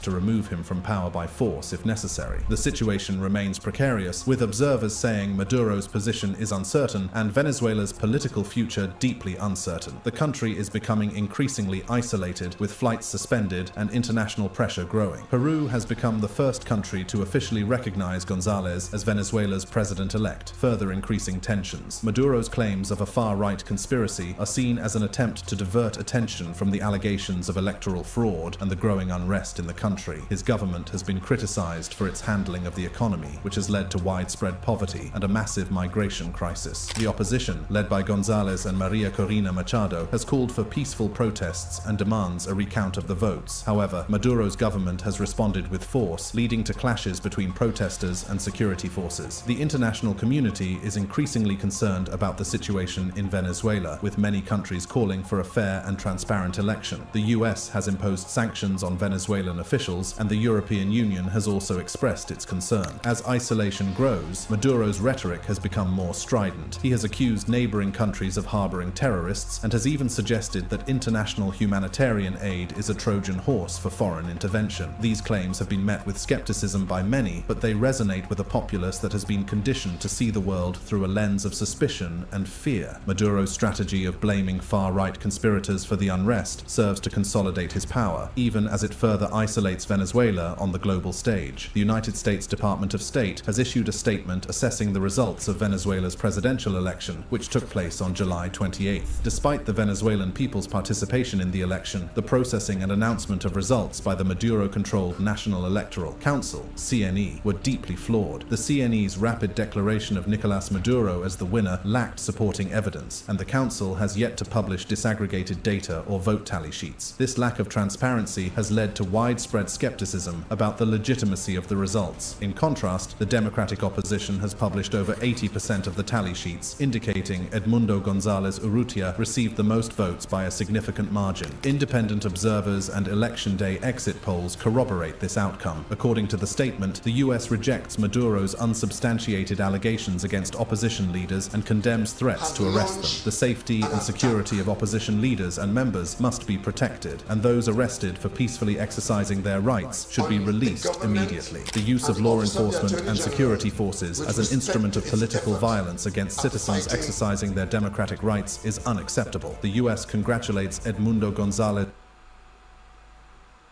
Urrutia on his Venezuelan parties to begin discussions on a peaceful transition in accordance with electoral law and the wishes of the Venezuelan people. It supports re-establishing democratic norms in Venezuela and is willing to work with international partners to bolster this process. But what really happened on the day of the election? Well, the electoral process was marred by issues, including the government's ban on opposition candidate Maria Corina Machado and arbitrary detentions. The voting system, which is electronic, has also been questioned. The CNE alleged a hacking attack, but the opposition claims this is an excuse to avoid releasing the results. The international community is divided, with some countries recognizing Maduro's victory and others expressing skepticism. The US has firmly rebuked the CNE, while the EU's response has been more nuanced. Colombia and Brazil have also called for transparency and a peaceful resolution. Protests have erupted, with thousands of Venezuelans demanding transparency and justice. The government's response has been marked by repression, with reports of violence, arrests, and forced disappearances. Human rights organizations have condemned the actions of security forces and pro-government groups. When asked to provide transparency, the Maduro government pointed fingers at the opposition without providing proof. Venezuela's Attorney General, Tarek William Saab, claimed that a cyber attack came from North Macedonia in the Balkans, with the intention of manipulating data that was being received by the CNE. The fact remains that the entire process was flawed from the onset. Considering Maduro's lax campaign tactics, including his habit of dancing on stage, it almost seemed like he won before the elections. The use of state resources for Maduro's campaign was another significant irregularity. Government vehicles, buildings, and even public employees were mobilized to support his re-election bid. This blatant misuse of public resources gave Maduro an unfair advantage, making it nearly impossible for opposition candidates to compete on a level playing field. In addition to his stage antics, Maduro's campaign was marked by a series of extravagant promises. He pledged to increase social welfare programs, provide more housing, and improve healthcare. These promises, while appealing to many, were viewed with skepticism by critics who pointed to the country's ongoing economic crisis and questioned how these initiatives would be funded. Maduro also made extensive use of state media to promote his campaign. Television and radio stations, controlled by the government, broadcast his rallies and speeches around the clock. This media blitz ensured that Maduro's message reached even the most remote corners of the country, further solidifying his base of support. Despite the economic hardships facing Venezuela, Maduro's campaign events were often lavish affairs. Stages were adorned with elaborate decorations, and no expense was spared in creating a festive atmosphere. These events were designed to project an image of strength and stability, even as the country grappled with hyperinflation, food shortages, and widespread poverty. Maduro's campaign also included a heavy dose of fear-mongering. He warned that a victory for the opposition would lead to chaos and foreign intervention. This narrative played into the fears of many Venezuelans who have grown weary of the constant political turmoil and are desperate for stability. Even so, many aren't willing to back down and endure another term of oppression. Millions of citizens are demanding answers and wondering why Maduro should be allowed to rig elections and consolidate power with impunity. The election has sparked controversy, with voters seeking answers amid allegations of fraud and a lack of transparency. The scene was familiar, with strongman Nicolas Maduro standing on the balcony of Miraflores Presidential Palace, declaring himself the winner of yet another election. Maduro's victory speech was marked by his signature style, waving his fist in the air, dancing on stage, and wearing a sporty jumpsuit with the colors and stars of the Venezuelan flag. Protests began to spread throughout the country, with people banging pots and pans.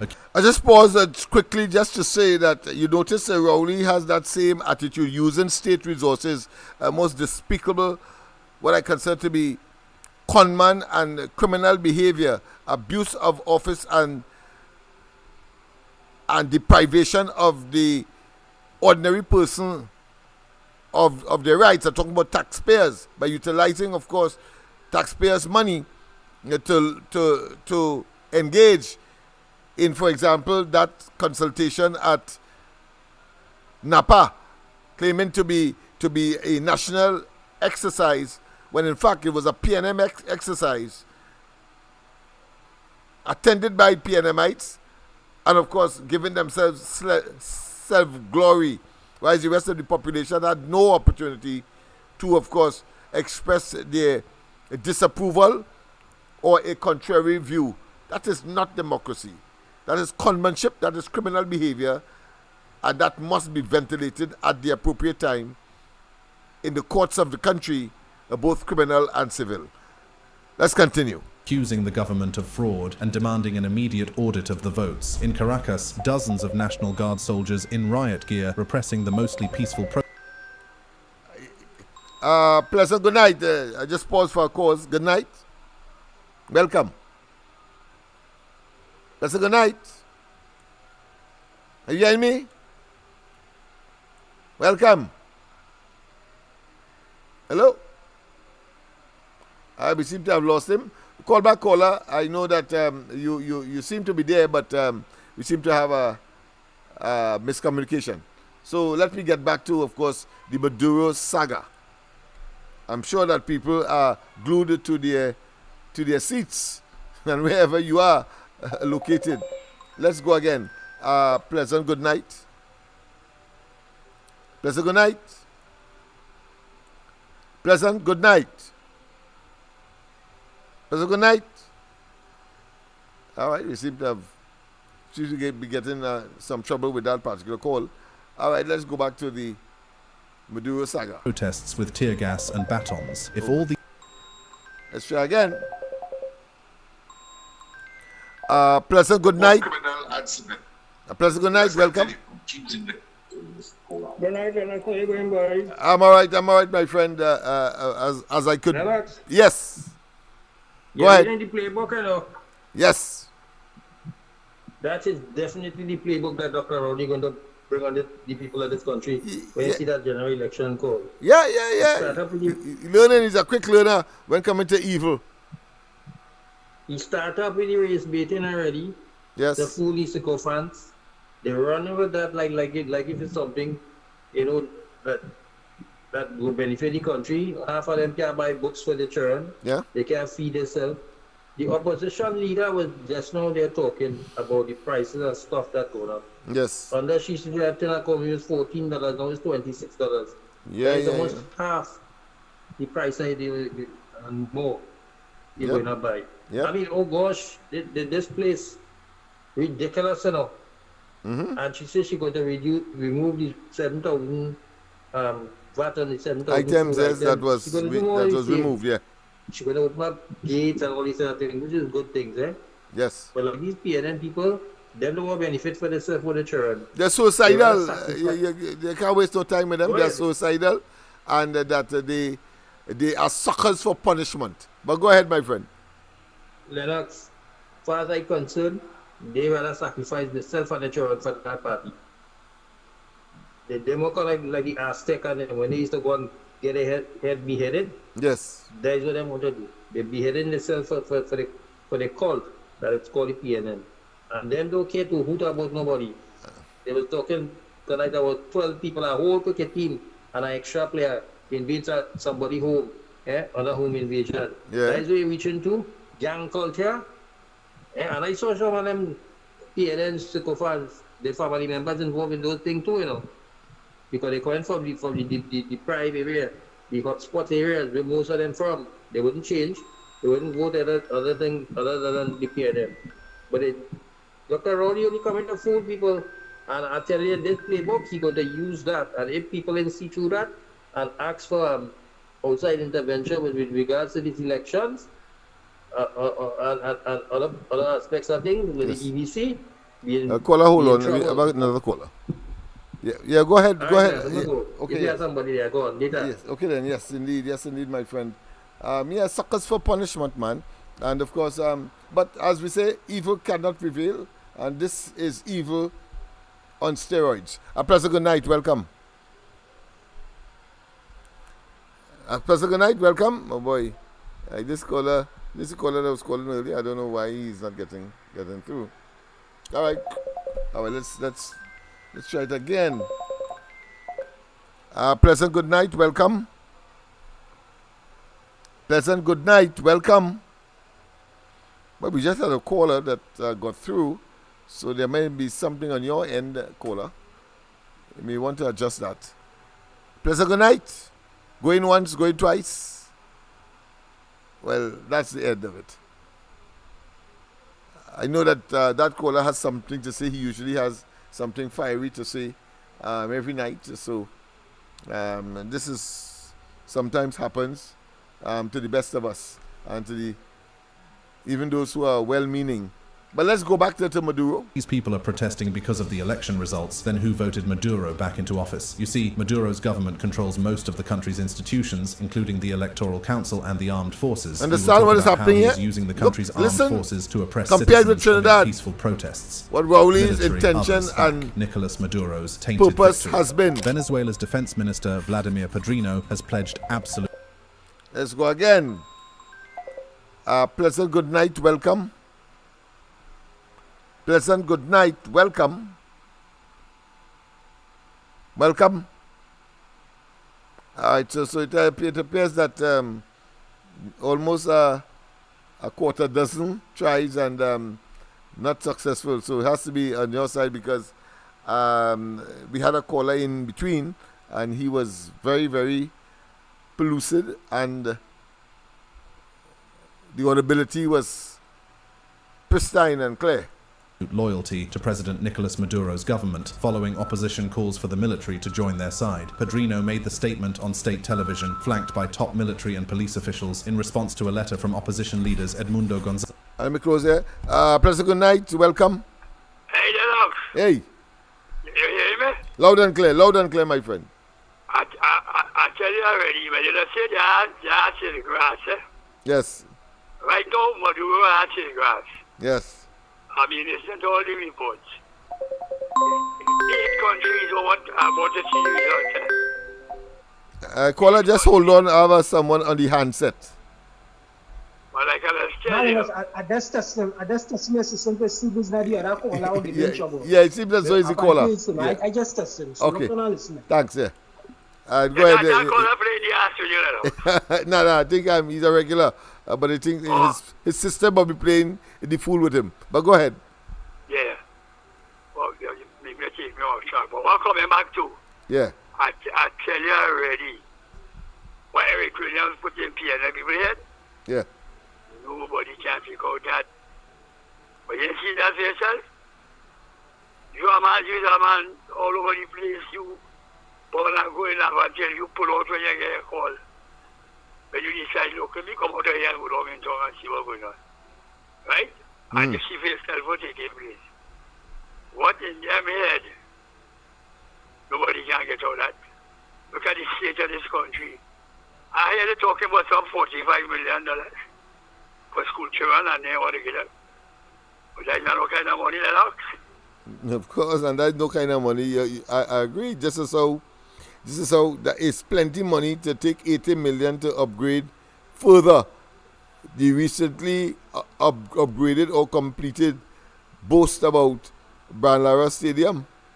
But you know whether ICC not going to recognize that place? No, of course not. Rowley will use our money and empty the treasury to make that a reality because he wants that and he says so, but the man's so blighted that nothing that he pursue. Look at Naikwan. 2 weeks after he opened it, it blew up, and not once but twice, and killed somebody as well. And still them living in a hard world, all of them, you know. I showing you that. I say that they are multiple, or should I say chronic sociopaths that requires, of course, a mental asylum. I'm talking about for the criminally insane, because Rowley's and his cohorts and them are clearly a serial mad people. Go ahead. Over this $100 million that they were taking the people. But Rowley can just but he made a similar offer to the Pan fraternity as well. But in this case, he may well give it simply because it's about race baiting, hoping that, of course, those he fooled down in the southwestern peninsula will forget their worries and their pain and their ache as a consequence of the closing of Petrotrin, because he wants to save himself from the investigation as far as the fake oil matter is concerned that is yet to be concluded. He can't get away from that. Of course he cannot. I'm not just on talking. I watch me. Where's $100 million to these school children? 45 million they call it. Yeah. No, they have an elitist attitude, and they have a striation of the society mentality where a certain group in the society mustn't know about money at all. Them alone must know. Yeah, and then exploit them for this token, stay in office to continue to do the population, the entire country, bad and ruin our society. Well, LENNOX, if you take up 20,000 school children, right? And give them $5,000 each. That's $100 million. Well, look at that. 20,000 children and give them $5,000, $100 million. That's no kind of money. Give them how much? How much are you giving them? $5,000. 5,000 each, right? That was okay, 5,000 each. Yeah, that sounds like it. And take up 20,000 of them, it's $100 million. Yes. Right? So, well, I think we better break it down that way so people will understand that it is nothing. That is nothing. Yeah.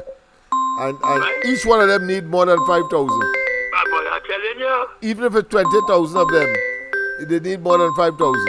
Exactly. Yeah. All right. Let me see if I get this caller again. Yeah, let me see if he's there. President, good night. Just hold on. Are you hearing me? Yeah. Yes. I'm not hearing him, Mr. LENNOX. Right. That's real problems over here. I realize that. All right. I think the caller is gone. Make your contribution. Make your contribution, sir. Yeah. No, go ahead. Make your contribution. I think you finished? Oh. You finished? What I want to say, Mr. LENNOX, is simply this. I won't be long. All right, go ahead. What happened is simply this.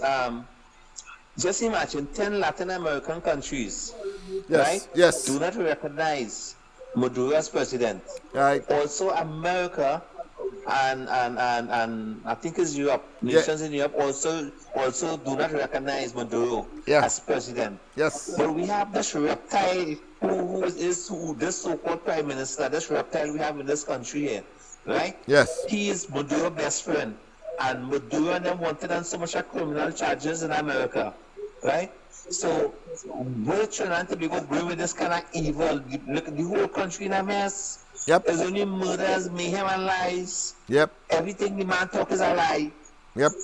You understand? I feel angry right now, you know. Yeah. I'm very angry to know because I mean, all of us. The little children getting killed, right?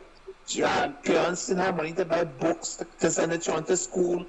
People ain't working. People hungry, all kind of mad thing going on in the country, and all this man doing is only busting up him out and trying to look good.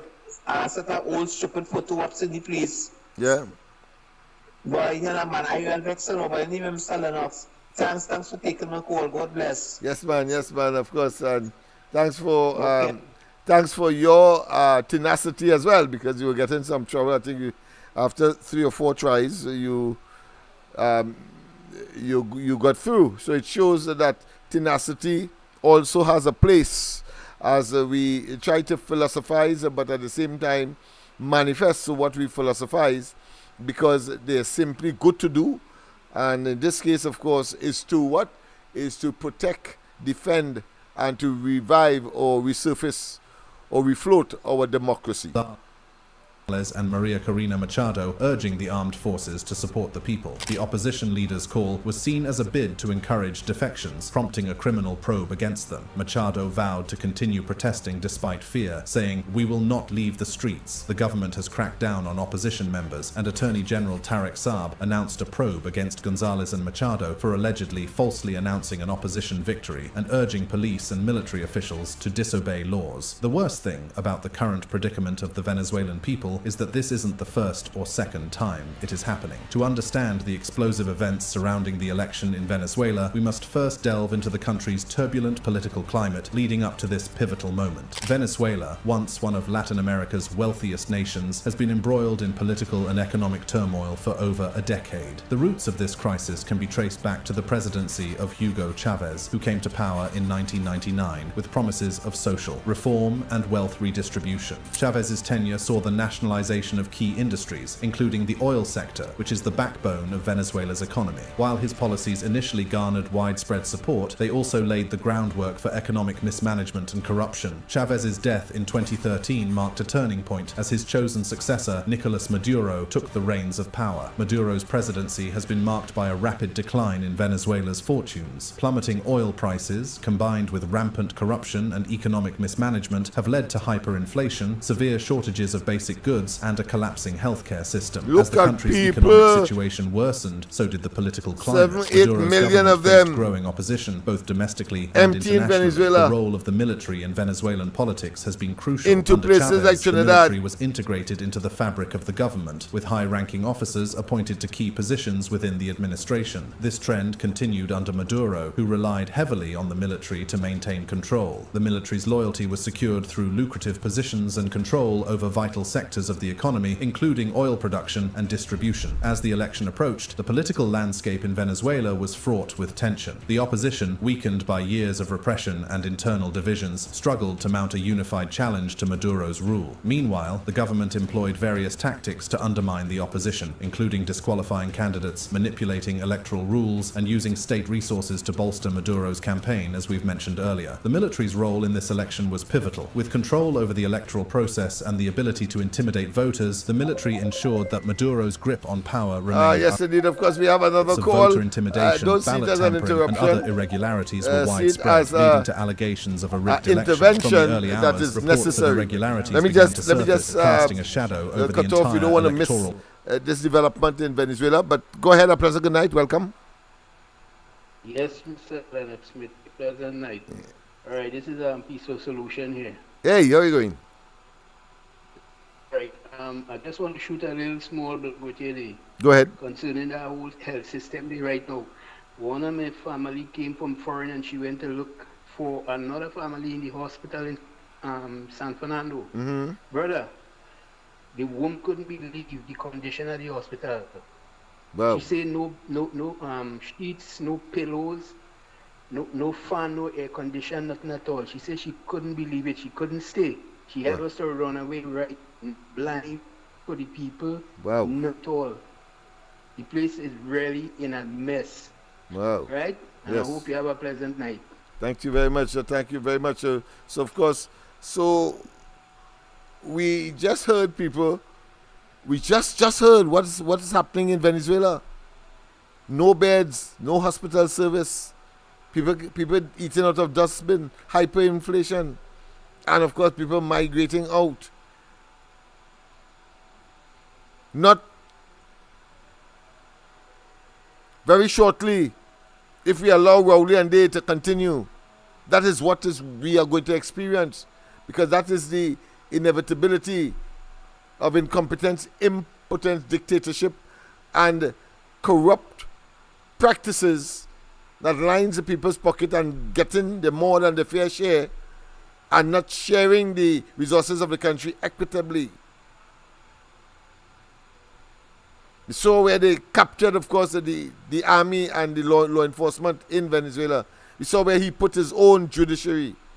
And while, of course, I may have not identified the person who is at the helm, who has been indicted, the fact of the matter is that scenario, that situation is unhealthy, unholy, and could only spell disaster for any country where that kind of shenanigan exists. Process. Polling stations across the country were marked by a heavy military presence, with soldiers and police officers stationed to ostensibly maintain order. However, many voters reported feeling intimidated by their presence, fearing repercussions for casting a vote against the incumbent president, Nicolas Maduro. Numerous accounts emerged of voters being coerced or bribed to support Maduro. In some areas, government officials were seen distributing food and other basic necessities to voters, a tactic known as red points, in exchange for proof of their vote for Maduro. This get practice, points. widely condemned by international Yeah, you will observers, see all is seen kinds as a of food blatant hampers attempt to manipulate sharing all over the the place. outcome It of the has started election. already, in Technical fact. issues also plagued the voting Under process. Rowley. There were reports of malfunctioning voting machines, long delays, and instances Eat them where out voters and were vote turned them away out, from polling as we said in stations without Tobago. explanation. Opposition leaders claimed that these issues were not mere coincidences, but part of a deliberate strategy to suppress the anti-Maduro vote. As the day progressed, the atmosphere grew increasingly charged. Opposition supporters, already skeptical of the fairness of the election, began to gather in public squares and outside polling stations, chanting slogans and demanding transparency. The government responded with a heavy-handed approach, deploying security forces to disperse crowds and arrest protesters. While most international governments have frowned upon the military's alleged interference in the electoral process, Russia and China are taking a different stance. The relationship between Venezuela and Russia is a complex and multifaceted one, driven by a shared desire to counterbalance US influence in the region. Venezuela, rich in oil reserves, has long been a key player in the global energy market, while Russia, a major energy producer itself, has sought to expand its influence in Latin America. As Venezuela's economy began to struggle under the weight of sanctions and mismanagement, Russia saw an opportunity to increase its influence in the region. Through significant investments in Venezuela's oil industry, Russia's state-owned Rosneft has become a major player in the country's energy sector, but the relationship goes beyond mere economic interests. Russia has also provided significant military aid to Venezuela, including weapons, aircraft, and military equipment. This has allowed Venezuela to maintain a level of military capability despite US sanctions. In return, Venezuela has become a key ally for Russia in the region, providing a foothold for Russian influence and interests. The two countries have cooperated on various international issues, including opposing US intervention in regional conflicts and supporting each other's interests in international organizations. So, it's not a surprise that Russia's President Vladimir Putin congratulated Maduro on his victory and criticized what he described as external interference in Venezuela's internal affairs. China echoed similar sentiments, emphasizing the principle of non-interference and expressing support for Maduro's government, which also makes sense given the relationship they share. This relationship is a tale of mutual benefit and strategic alignment. Through a series of savvy investments and strategic partnerships, China has become Venezuela's economic lifeline. Chinese state-owned enterprises have poured billions into Venezuela's oil industry, infrastructure projects, and even consumer goods. In return, Venezuela has provided China with a steady supply of crude oil, helping to fuel the Asian giant's insatiable energy demands. China has also become a key political ally for Venezuela, providing diplomatic cover and support in international forums. As the US and other Western nations have imposed sanctions and criticized Venezuela's human rights record, China has stood by President Maduro's regime, recognizing its sovereignty and legitimacy. While Russia and China are benefiting from their relationship with Venezuela, only the corrupt government of Venezuela seems to be benefiting. Despite all the international aid, the grassroots is facing significant hardship that isn't going to end anytime soon given Maduro's upcoming third term. Will the people of Venezuela face another decade of hardship, or is there any hope for reform? Another decade of hardship lies ahead. The political landscape of Venezuela leading up to Nicolas Maduro's third term has been nothing short of tumultuous. Maduro has faced relentless opposition both domestically and internationally. The opposition, led by figures such as Juan Guaido, has accused Maduro of election fraud and human rights abuses. Guaido, who declared himself interim president in 2019, garnered significant support from countries like the United States, Canada, and several European nations. Despite this, Maduro has managed to maintain his grip on power, largely due to the backing of the military and key international allies such as Russia, China, and Iran. The state of the opposition has been fraught with challenges. Internal divisions, lack of resources, and government crackdowns have weakened their ability to mount a cohesive resistance. Many opposition leaders have been jailed, exiled, or barred from running for office, further diminishing their influence. Meanwhile, Maduro and his team continue to contribute to the economic decline of Venezuela. Once one of the wealthiest nations in Latin America, Venezuela's economy has been brought to its knees by hyperinflation, food shortages, and the collapse of the oil industry. Hyperinflation has been one of the most devastating aspects of Venezuela's economic crisis. Prices for basic goods and services have skyrocketed, making it nearly impossible for ordinary citizens to afford necessities. The national currency has become virtually worthless, with people resorting to bartering and using foreign currencies for transactions. The International Monetary Fund has reported inflation rates reaching astronomical levels, further eroding the purchasing power of Venezuelans citizens. Food shortages have compounded the misery. Supermarket shelves are often empty, and long lines for basic staples like bread, milk, and rice have become a common sight. Malnutrition rates have soared, particularly among children, as families struggle to find enough to eat. The government's attempts to control food distribution have been marred by corruption and inefficiency,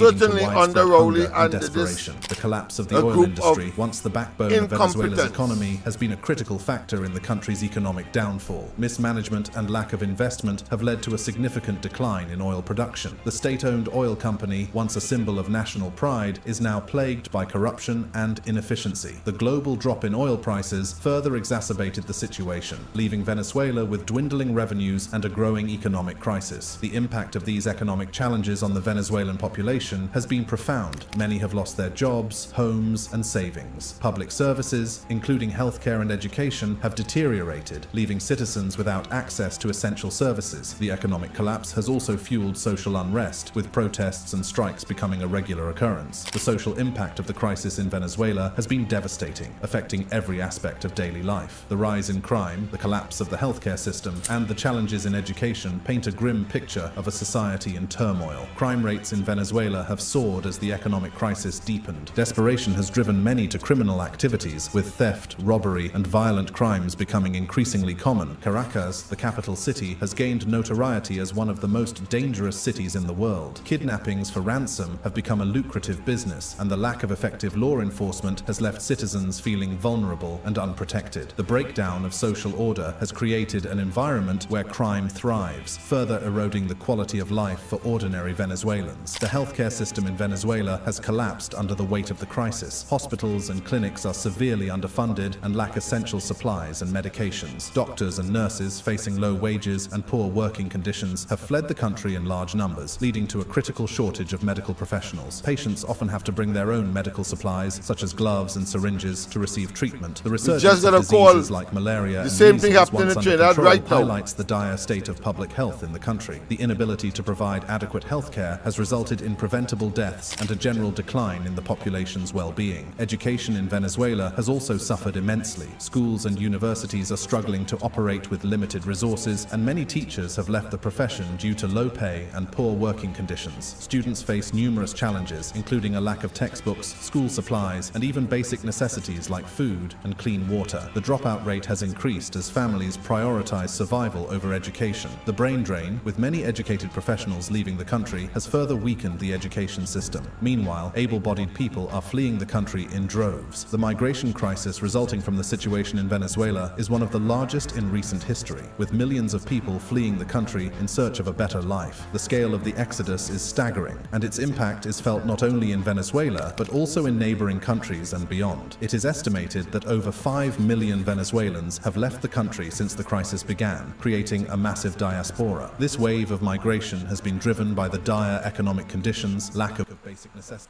Doctors and nurses, facing low wages and poor working conditions, have fled the country in large numbers, leading to a critical shortage of medical professionals. Patients often have to bring their own medical supplies, such as gloves and syringes, to receive treatment. The resurgence of diseases like malaria and measles, once under control, highlights the dire state of public health in the country. The inability to provide adequate health care has resulted in preventable deaths and a general decline in the population's well-being. Education in Venezuela has also suffered immensely. Schools and universities are struggling to operate with limited resources, and many teachers have left the profession due to low pay and poor working conditions. Students face numerous challenges, including a lack of textbooks, school supplies, and even basic necessities like food and clean water. The dropout rate has increased as families prioritize survival over education. The brain drain, with many educated professionals leaving the country, has further...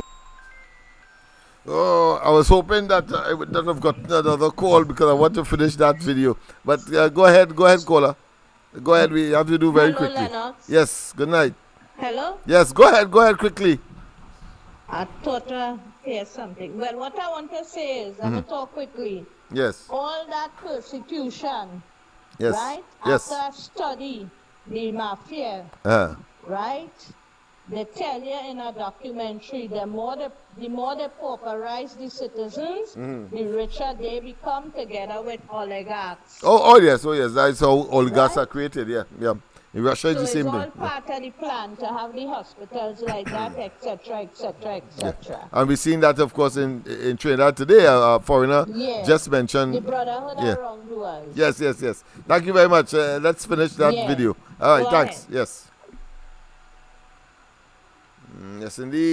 Yes, indeed. Boy, information like weakened the education peas. system. Meanwhile, able-bodied people are fleeing the country in droves. The migration crisis resulting from the situation in Venezuela is one of the largest in recent history, with millions of people fleeing the country in search of a better life. The scale of the exodus is staggering, and its impact is felt not only in Venezuela, but also in neighboring countries and beyond. It is estimated that over 5 million Venezuelans have left the country since the crisis began, creating a massive diaspora. This wave of migration has been driven by the dire economic conditions, lack of basic necessities, and the collapse of public services. Families have been torn apart as people leave behind their homes, jobs, and loved ones in a desperate bid for survival. The impact on neighboring countries has been profound. Colombia, Brazil, Peru, and Ecuador have borne the brunt of the influx, with millions of Venezuelan migrants crossing their borders. These countries have faced significant challenges in accommodating the new arrivals, including providing shelter, healthcare, and employment opportunities. The strain on public services and resources has led to tensions and, in some cases, xenophobic backlash against the migrants. Despite these challenges, many neighboring countries have shown remarkable solidarity and compassion, offering support and assistance to those in need. The response of the international community has been varied. Humanitarian organizations and NGOs have mobilized to provide aid and support to Venezuelan migrants, both within the country and in host nations. The United Nations has launched appeals for funding to address the crisis, and several countries have pledged financial assistance. However, the scale of the crisis has often outpaced the available resources, leaving many migrants in precarious situations. Some countries have implemented policies to facilitate the integration of Venezuelan migrants, offering temporary residency permits, work visas, and access to social services. Others have tightened their borders and imposed restrictions, citing security concerns and the strain on their own resources. The international community remains divided on how best to address the crisis, with some advocating for increased humanitarian aid and others calling for more robust measures to address the root causes of the migration. The migration crisis has also had a significant impact on the Venezuelan diaspora. Many migrants face challenges in adapting to their new environments, including language barriers, discrimination, and difficulties in finding employment. The environmental impact of the crisis in Venezuela is a deeply concerning aspect that often goes overlooked amidst the economic and social turmoil. The degradation of natural resources and the effects on indigenous communities highlight the far-reaching consequences of the country's prolonged instability. Venezuela, once known for its rich biodiversity and vast natural resources, is now facing severe environmental degradation. The collapse of the oil industry has led to widespread pollution,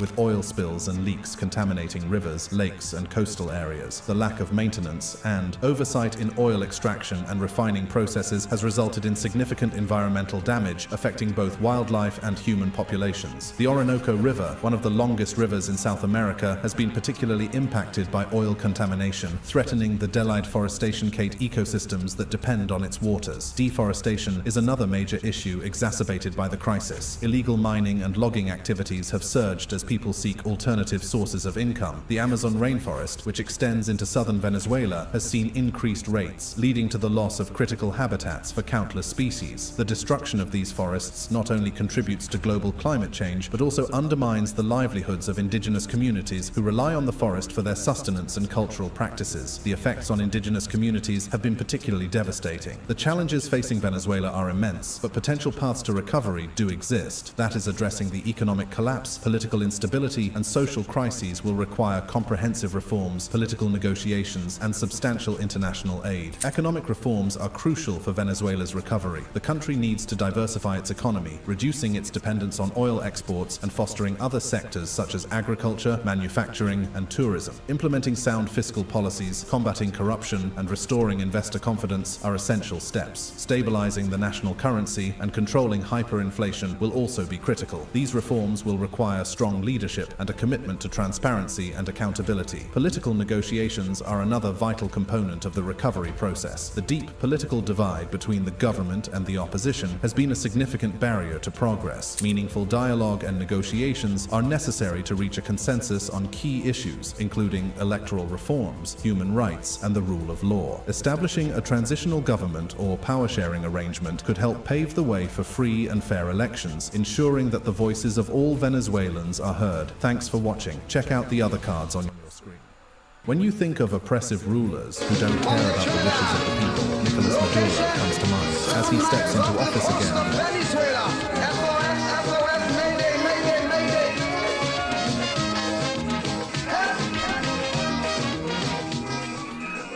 Yes, indeed, of course, we have been comprehensive, we have been comparative, and I know it sends shivers up your spine, because what is happening in Venezuela, clearly we are seeing signs of all of them, albeit, of course, on a reduced scale, not as internationally recognized or regionally recognized, but nonetheless, the population is feeling the pain. And so, of course, we need to wet our home as Venezuela burns. We see, of course, influence in every quarter, which is what Rowley's agenda is, and he must not succeed. People, have a wonderful rest of the night. I know that you have a lot to study, a lot to absorb, a lot to evaluate. So I say to you, I will see you in the morning on the ground report and back again tomorrow night when these and other matters will be, of course, extrapolated in a little more granular or more detail or more microscopic, and its implication for Trinidad and Tobago. Is Rowley, of course, the question is, following a pattern of Maduro? I think this is a rhetorical question, and the conclusion is clear. And the answer is a singular yes, a unanimous yes. See you tomorrow night. But because before that, Andy, Mikey, and myself join us tomorrow morning on the ground report, right here on the Corridor Transformation, which will carry, of course, that program live. Bye-bye.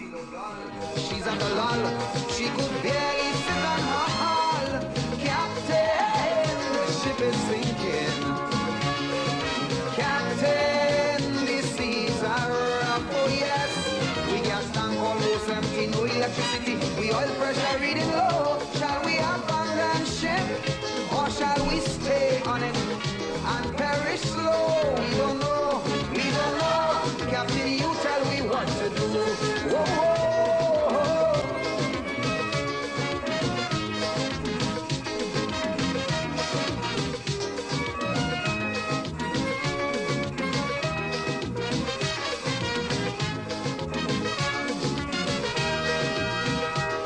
Trinidad, in her day of sailing, she was a friend to one and all.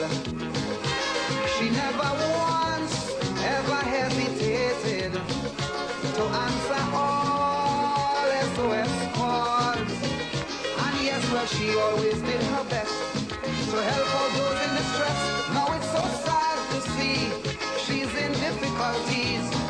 Though she helped share, some of them share, and sarcastically declare, Captain, from the Trinidad, location 7 miles off the coast of Venezuela. SOS, SOS, Mayday, Mayday, Mayday.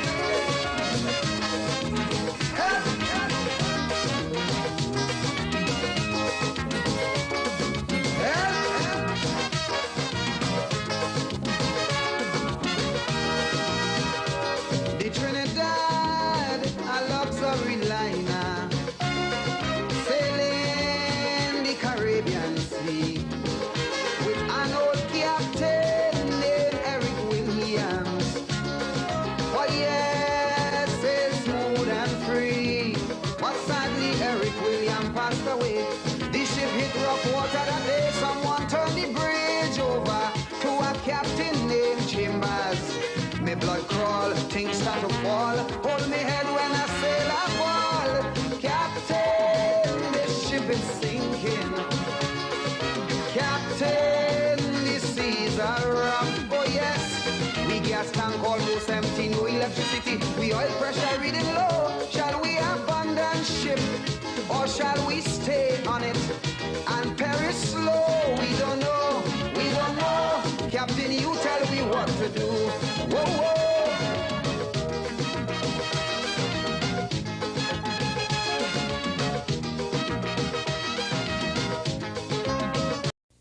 from the Trinidad. Location, 7 miles off the coast of Venezuela,